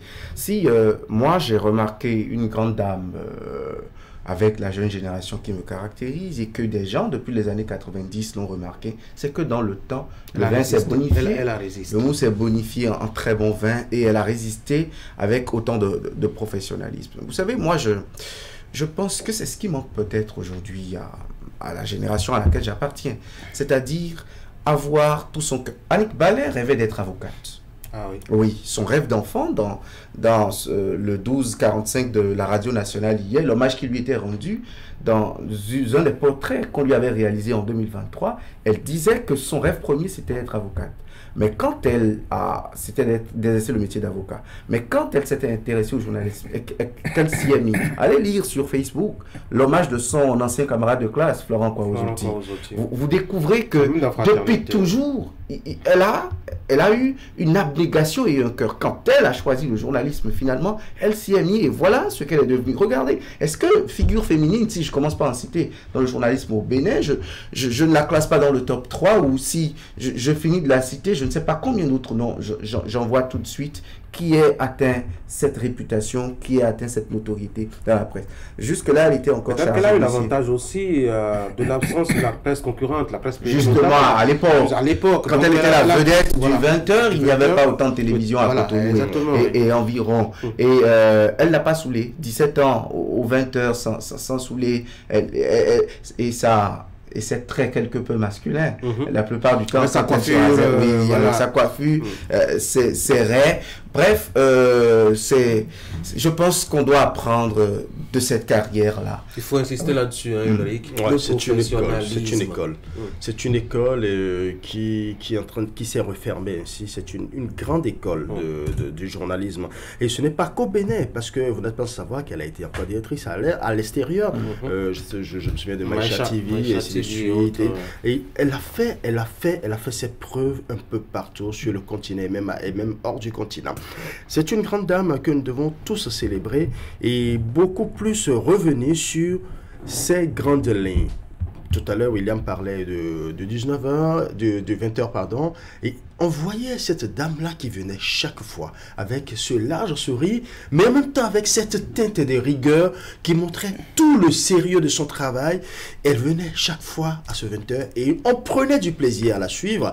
Et quand elle anime aussi les débats, on la voit toujours au front, on sent qu'elle est beaucoup plus dans son sujet. C'est une école, pas seulement pour les femmes, mais pour tous les jeunes. Cette génération que nous incarnons aujourd'hui, nous devons tirer exemple. Il n'y a pas qu'elle, il y a beaucoup d'autres encore. Je vois encore des Noël à Lagbada qui sont encore là et tout ça. Donc, de leur vivant, comme l'a dit Franck tout à l'heure, nous devons apprendre à les célébrer. Aujourd'hui, hier, c'était Jérôme Carlos. Aujourd'hui, c'est Annick Ballet. Demain, nous allons célébrer d'autres encore, mais je préfère effectivement qu'on commence par célébrer nos aînés de leur vivant. Il y a Georges Amelon qui est là, célébrons-les de leur vivant. Je l'ai vu dans un élément récemment. Je l'ai pris je crois qu'il accuse un peu le temps. En interview, il y a à peine 2-3 jours. Je crois que c'est... Oui, 3 jours, la veille de la journée mondiale de la radio. Et le lendemain, Annick Ballet s'en va. Et toujours disponible. Toujours disponible. Je me rappelle encore le doyen David Ogouchina de Parakou. Il a fait Parakou, il a transité en temps par l'ORTB à Cotonou. Ce sont des figures. Toujours disponibles. Ils sont toujours là. Je pense qu'il faut... Nous avons ce devoir de mémoire, effectivement. Nous devons vraiment célébrer ces icônes qui ont marqué notre métier. Oui, absolument. Je pense qu'on ne le dira jamais assez. Elle a vraiment marqué son époque de la très bonne des manières. Ce qui fait qu'aujourd'hui, pour nous qui sommes la plus jeune génération, nous avons beaucoup appris de ces personnes-là. Vous savez, quand on remonte dans le temps et on doit faire la liste vraiment des personnes qui ont pratiquement même niveau professionnel, rigueur professionnelle et qui véritablement essayent de faire ce travail comme cela se doit, on va en trouver. C'est dit que nous avions connu une génération, franchement, dans ce secteur de personnes qu'on peut vraiment citer, qui ont vraiment fait honneur à ce métier. Les frères, choisissez un jour, rendez-moi aussi hommage. Les frères, vous avez fait combien d'années déjà dans la Ça viendra. J'approche la vingtaine. Continuez de faire votre preuve. Continuez de faire votre preuve. Travaillez, continuez de faire votre preuve. On a dit, moi le préviens pas. Non, continuez de faire votre preuve. Vous n'allez pas mourir tout de suite. Comptez sur mes prières, vous n'allez pas mourir tout de suite. D'accord. Ça me rappelle Habib Koukoubou qui est passé par ici pour animer Actu Matin, qui s'était énervé, enfin énervé c'est exagéré, qui s'était énervé un matin parce que on rendait quand même, on célébrait Cristiano Ronaldo. Il dit mais attends, nous-mêmes on se lève tous les matins. Et tu vois même des gamins qui achètent leur, enfin pas ils achètent, leur papa se tue pour leur acheter leur habit et ils se plaisent à aller trouver de l'encre et à inscrire au dos Cristiano Ronaldo qu'ils ne verront jamais. Alors que moi je suis ici, vous pourrez me rencontrer au coin de la rue et vous ne mettez pas Habib Koukoubou sur votre... Oui, il faut apprendre à célébrer justement c'est ça. Allez, on va passer maintenant à l'actualité politique, puisque ça ne manque pas. L'UPR et le BR se partagent là-bas à l'Assemblée nationale leur rôle. Toi, tu travailles à réviser la Constitution. Moi, je vais penser au code électoral. Finalement, c'est ce qu'on a arrêté, hein, William. Est-ce que c'est ce qu'on a arrêté? C'est l'impression que ça donne tout de suite quand on voit le communiqué en date du 13 d'avant-hier, donc du parti Union progressiste, le Renouveau. Mais déjà, ils prennent acte de l'initiative de révision constitutionnelle qu'ils appellent toujours du député Hassan Seydou, mais qui désormais est du BR, parce que tout le BR a accordé son soutien à cette initiative. Ils sont pour, ils en prennent acte et ils préparent même un plan B au cas où ça échouerait, cette initiative de... Moi, je vais engager le chemin du code électoral. C'est quand même curieux, je ne sais pas si vous l'avez remarqué, que l'UPR félicite ses députés pour avoir adhéré au projet de révision de la Constitution sans en avoir avisé le bureau politique du parti. Exactement comme d'ailleurs le BR l'a fait aussi, féliciter son député pour avoir engagé, je dois dire, la démarche sans avoir informé le parti. C'est quand même curieux. C'est effectivement deux partis siamois. Oui, ils ont toujours été siamois. Oui. Ils ont des destins siamois aussi.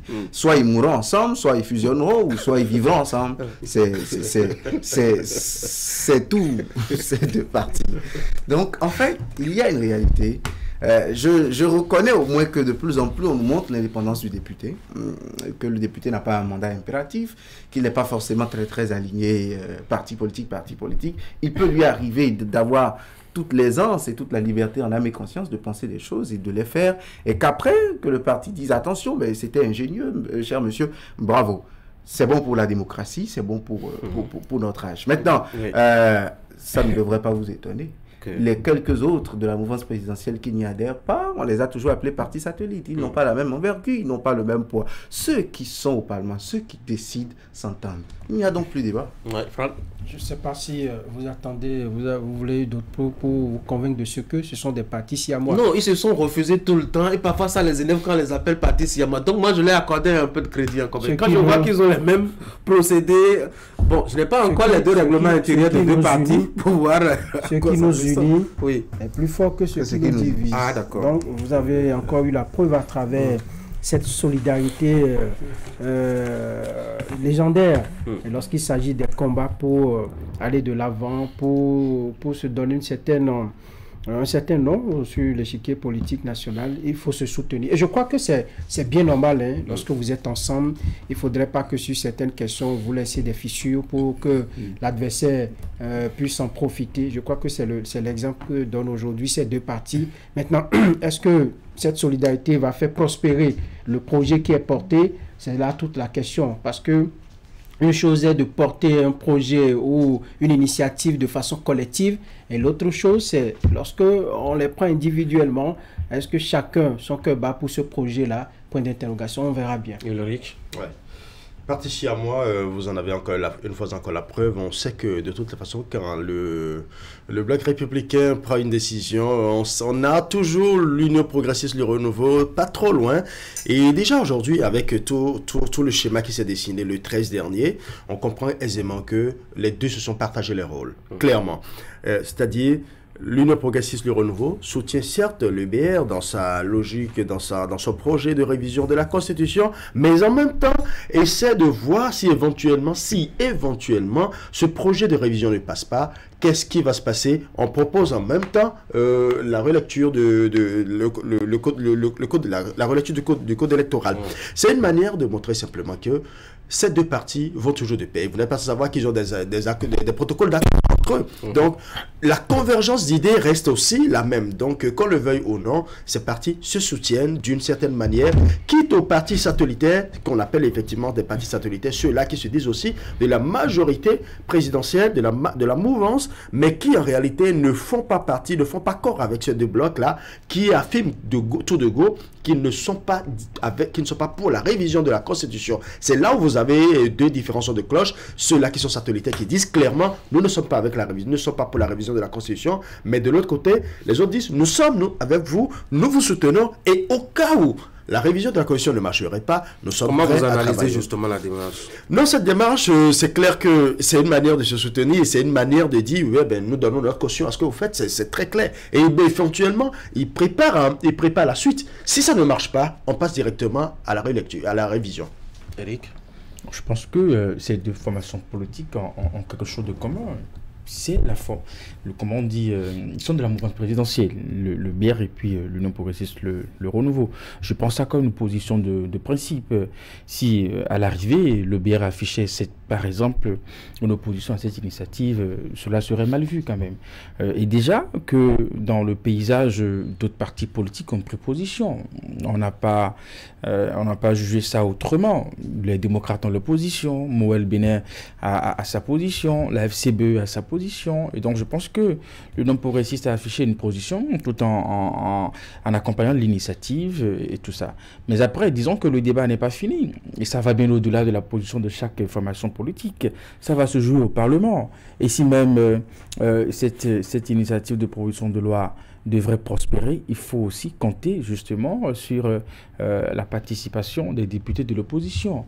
Et en cela, nous savons qu'ils ont une minorité de blocage. Et donc, tout peut se jouer encore à ce niveau. Moi, je ne sais pas, enfin, on n'a pas comment on dit, à se faire du mauvais sang, déjà, dans la position au niveau de chaque formation politique, quand on sait que, au niveau du Parlement, le jeu pourrait être totalement tout autre.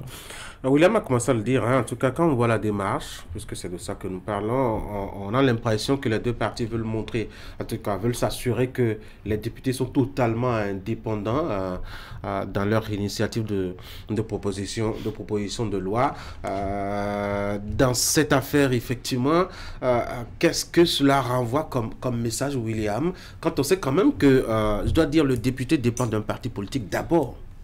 Oui, mais quand le député démissionne, il garde d'un parti politique, il garde son mandat. Sa démission d'un parti politique ne lui enlève pas, par exemple, le poste de député à l'Assemblée nationale. Quel est l'intérêt justement à le rendre si indépendant? L'intérêt, c'est de laisser jouer le très grand mot qui est désormais très présent dans l'actualité, le consensus.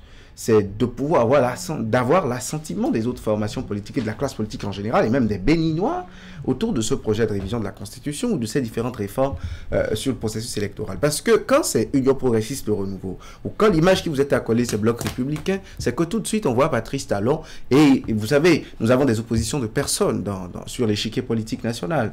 On n'a pas des idéologies qui s'opposent, on n'a pas des courants politiques qui s'opposent, les mêmes on prend les mêmes, on reprend, tous les partis politiques font presque les mêmes choses, la misère du peuple est le discours de campagne de certains, d'autres surfent sur des réalisations dans les droits sociaux et économiques, et le reste, on peut s'en passer. Donc, c'est le même schéma presque depuis Nicéphore Soglo. Donc, parce que de vraies idées, de vrais challenges politiques, de vraies philosophies de gouvernance ne nous opposent pas, et comme ce sont des guerres de personnes, accoler l'image de Patrice Talon à un projet, c'est tout de suite attiser la hantise et tout le refus d'une certaine partie de la classe politique.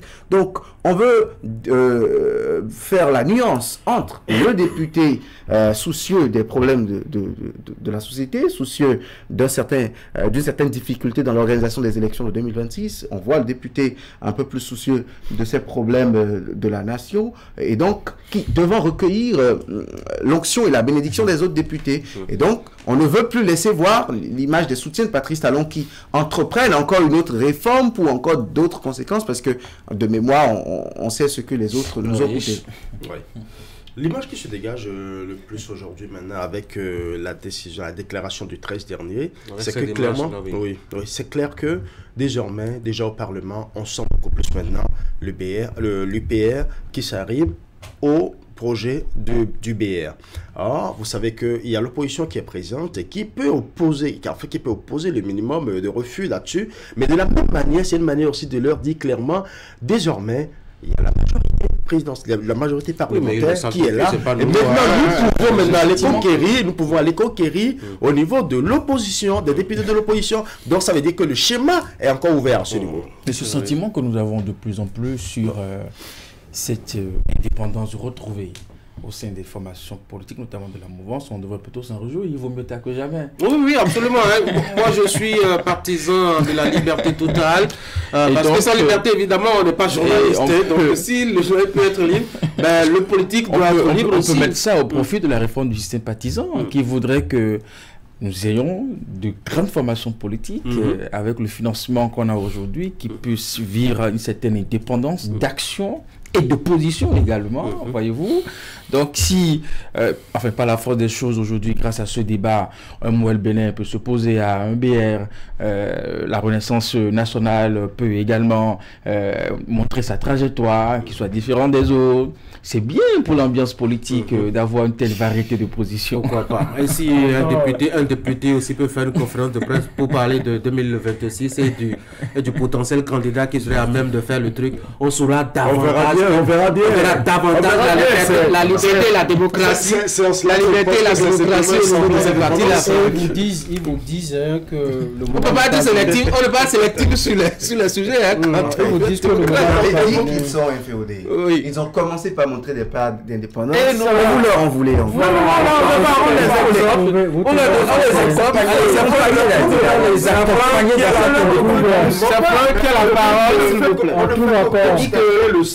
Et c'est pour ça des poux sur la calvitie. Non, moi je pense que autant on peut remarquer cette indépendance qui est une très belle image, mais autant moi ça me laisse un peu perplexe, tout simplement parce que nous sommes sur le plan politique.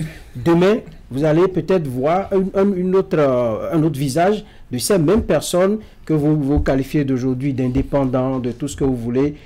Donc c'est pourquoi en politique, moi je ne prends j'attends tout simplement la fin pour juger. Rapidement sur comment est-ce qu'on appelle cette actualité-là aussi. C'est vrai qu'on ne l'avait pas prévu au menu.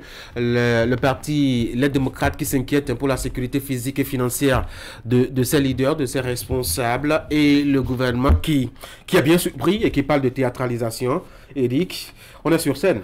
Je pense que le communiqué du parti Les Démocrates soit l'œuvre d'une manipulation ou qui témoigne d'un fait réel, on ne doit pas banaliser. Qu'un parti politique, de façon publique, alerte l'opinion nationale de ce que des membres influents de sa formation politique sont sous la menace de ceci ou de cela, je pense qu'on doit prendre ça à cœur. Je conçois que la réponse du porte-parole du gouvernement, de sa position, n'est-ce pas, soit peut-être de nature à réduire un peu le temps qui a été utilisé au niveau de ce communiqué. Mais en même temps, je rejoins et j'épouse la position du parti Force Correspond Bénin Émergent qui demande à ce que le procureur de la République puisse se saisir de cette affaire pour qu'on puisse savoir, sommes-nous en face d'une manipulation ou de faits réels. Si aujourd'hui, on s'aligne peut-être sur ce que dit le porte-parole du gouvernement et que dans 3 jours, 4 jours, on a des situations enfin, et que ce que dit le communiqué se confirmait, qu'est-ce que nous allons dire? Qu'est-ce que nous allons faire?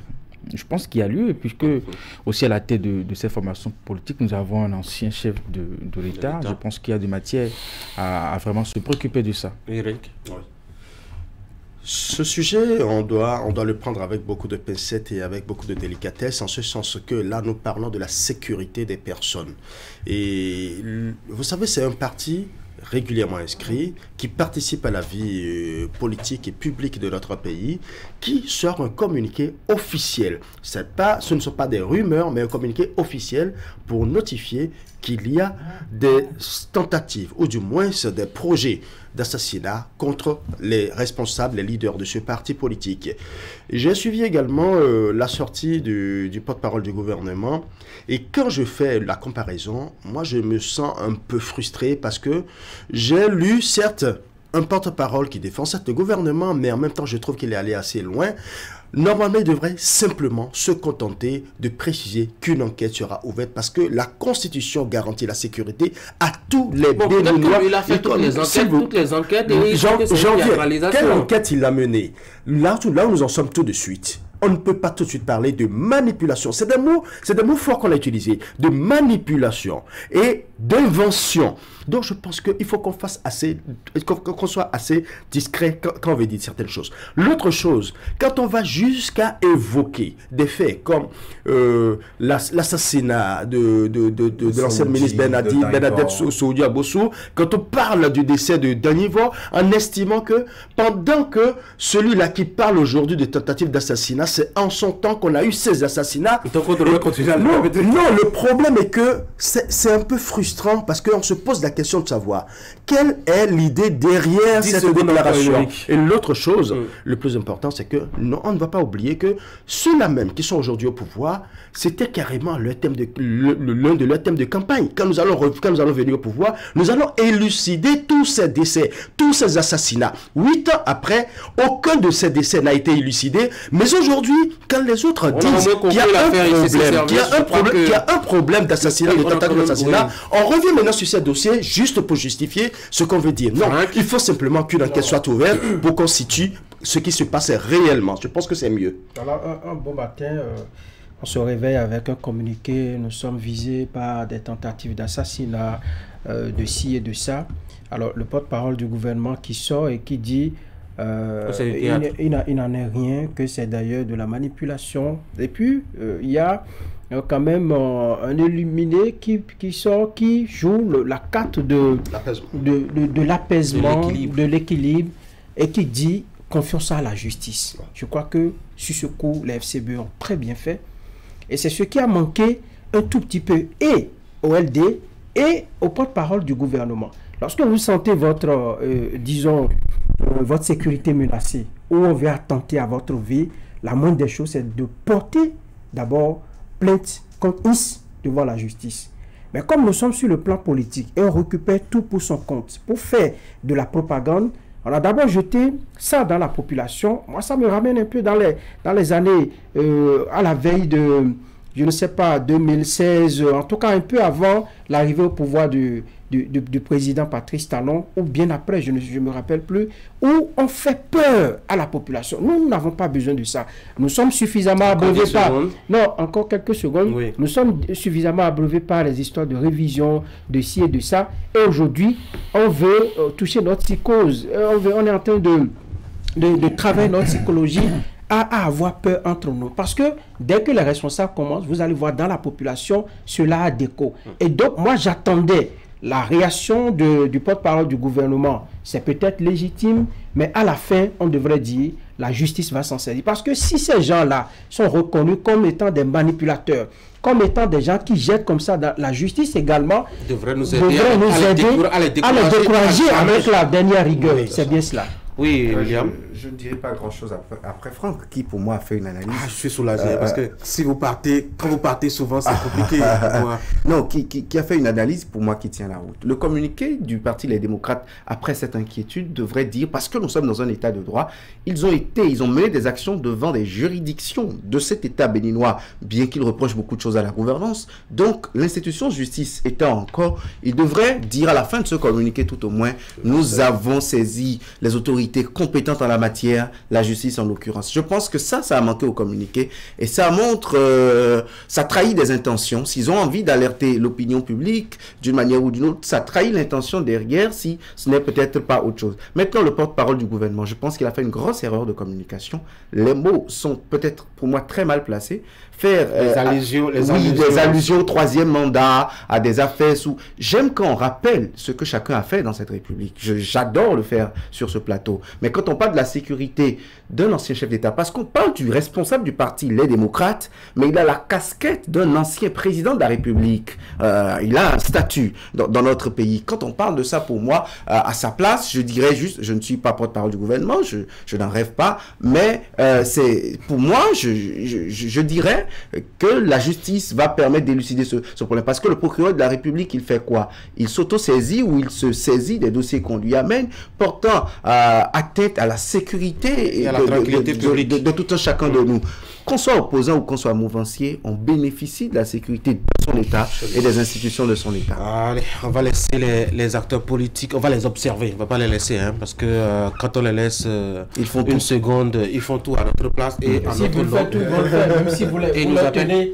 Oui, mais on va les empêcher au moins de dormir tranquillement tout en le faisant. Même s'ils veulent le faire, ils auront beaucoup de peine à dormir avant de le faire. On sait qu'ils vont le faire tout le temps, mais au moins il faut leur créer quelques difficultés. Et le peuple saura qu'on a fait notre job en tout cas en son temps. On va parler de l'éducation. C'est parti pour 5 ans à nouveau. Hein. C'est vrai qu'on n'a pas beaucoup de temps. Vous allez m'aider certainement à gérer. On a à peine 3 ou 4 minutes. C'est parti pour 5 ans hein, pour le Conseil national de l'éducation. Eric? Oui, absolument. Qu'est-ce qu'il faut attendre vraiment? Je pense que nous sommes d'accord sur le fait que notre système éducatif a besoin d'une nouvelle énergie. Il faut pouvoir revoir vraiment tout le mécanisme et permettre justement à notre État de pouvoir disposer d'un système assez performant. Et je pense qu'après le premier mandat, nous attendons encore beaucoup plus de... Et le chef de l'État l'a fait savoir que est-ce que le premier mandat vous a satisfait? Je pense qu'il y a peut-être un travail souterrain qui a été fait, faire l'état des lieux, élaborer peut-être à nouveau des documents, et peut-être à l'occasion de ce second mandat maintenant, les chantiers seront véritablement lancés. William, on a parlé de refonte totale du système éducatif béninois. C'était le mandat à leur installation. Je pense qu'on n'y est pas encore parvenu, sinon les bases qu'on met ne sont pas encore visibles, elles sont encore souterraines, comme Eric l'a dit. On parle des curricula de formation, avec tout ce qu'ils ont comme mission.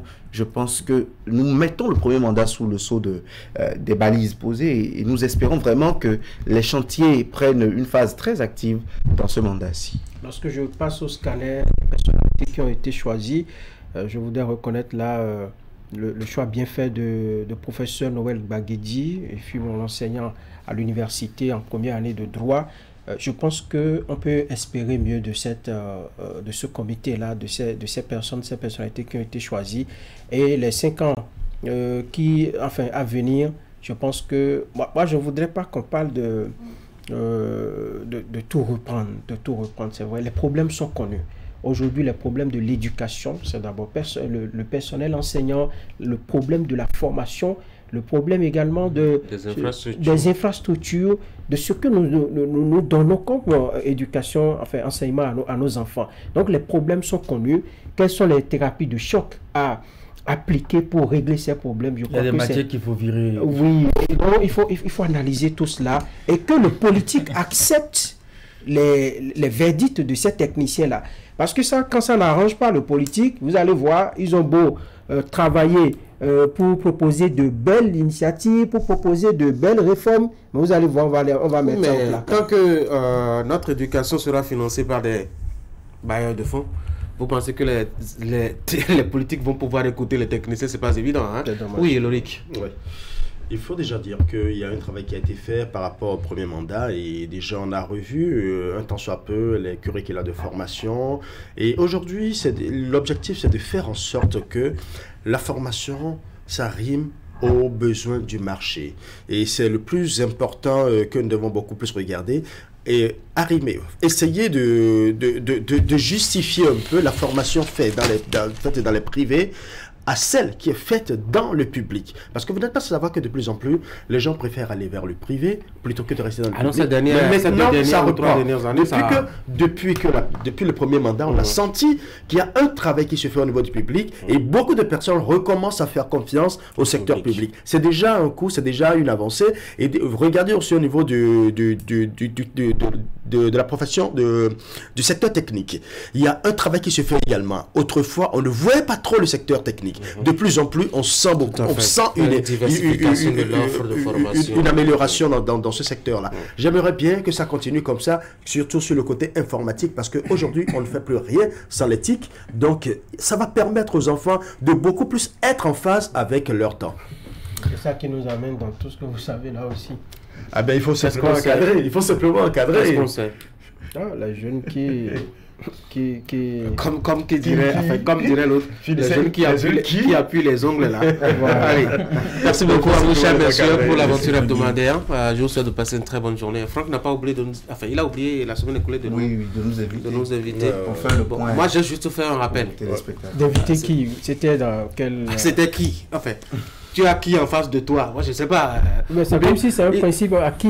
Non, c'était à l'occasion. C'était le jeudi dernier. J'aime quand il fait semblant de le jeudi ne pas comprendre. Ah non, ça a manqué. La rencontre a manqué de quelques civilités. Maintenant, c'est bon? Non, c'est toujours pas bon. C'était toujours pas bon. D'accord. Le jeudi prochain, on va vous le rappeler. On va y arriver. J'ai eu beaucoup d'appels de Parakou. Ah, par rapport à quoi? Oui, son quartier général. Oui, le quartier général m'a appelé. J'ai servi ce que je vous ai servi là. J'ai dit qu'il a manqué un peu de civilité. Tu crois qu'ils étaient déçus qu'on ne soit pas invité, c'est ça? Non, de ce dont vous parlez. Madame et monsieur, passez une très bonne journée. Vous allez suivre après moi la revue de presse. L'équipe va vous revenir lundi prochain à partir de 6h30. Prenez soin de vous et surtout un conseil. Ne cessez jamais de suivre Canal 3 Bénin. Bonne journée.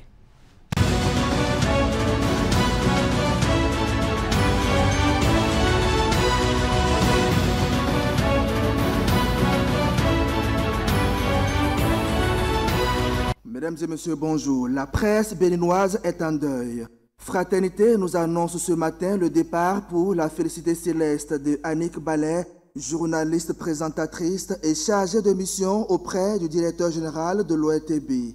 Le journal précise qu'elle est décédée ce mercredi 14 février 2024 à Paris, en France, des suites d'une maladie. Dans la colonne de Fraternité, le témoignage émouvant et poignant de Florent Kouaouzoti. Annick, ma belle amie, ainsi soit-il. Nous nous sommes aimés, Annick Ballet et moi, non pas comme des amants, mais comme des frères et sœurs, habités par la même soif de réussite. J'allais souvent chez elle passer la journée pour faire semblant de faire des exercices pour lesquels on n'avait aucun intérêt, mais qui me donnait le prétexte d'être tout simplement en sa compagnie. Sa mère, maman Elisabeth, chef de district, nous gavait de jus de fruits et de coca et son jeune frère, toujours espiègle, profitait pour prendre le large. Annick était à l'époque une fille atypique. Elle n'aimait pas la compagnie des filles qu'elle trouve superficielles, préférant discuter avec les garçons. Elle avait en effet ce côté viril, avec sa coiffure à la garçonne égayée d'une raie fine.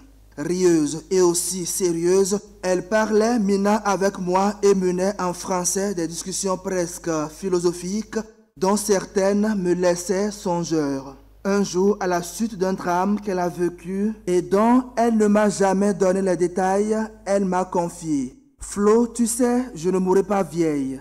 J'ai le sentiment que ma vie ne sera pas suffisamment longue pour que j'accomplisse tous mes rêves. Je ferai tout là-bas. » Niquet, ma chérie, on avait pris date, toi et moi. Moi, dans ma retraite, en train d'écrire mon 50e livre, et toi, être la conseillère d'une grande institution de médias. M'aimer de nombreux enfants qui gigotent autour de toi. Mon ami, ma sœur, j'ai du mal à y croire. Présentatrice admirée du JT de 20h, ajoute La Nation, elle a contribué à écrire les plus belles pages de l'histoire de la télévision nationale. Elle était une source d'inspiration aussi bien pour les nouveaux recrutés, les stagiaires que pour ses collègues. Annick Ballet, c'est la journaliste au vrai sens du mot, une femme des médias cultivée, professionnelle et très rigoureuse en matière de travail. Nombre de téléspectateurs pouvaient compter sur elle pour étancher leur soif de l'information à l'heure du JT soir et lors des grandes émissions. Journaliste, animatrice, productrice, elle était la vedette lors des grands débats télévisés.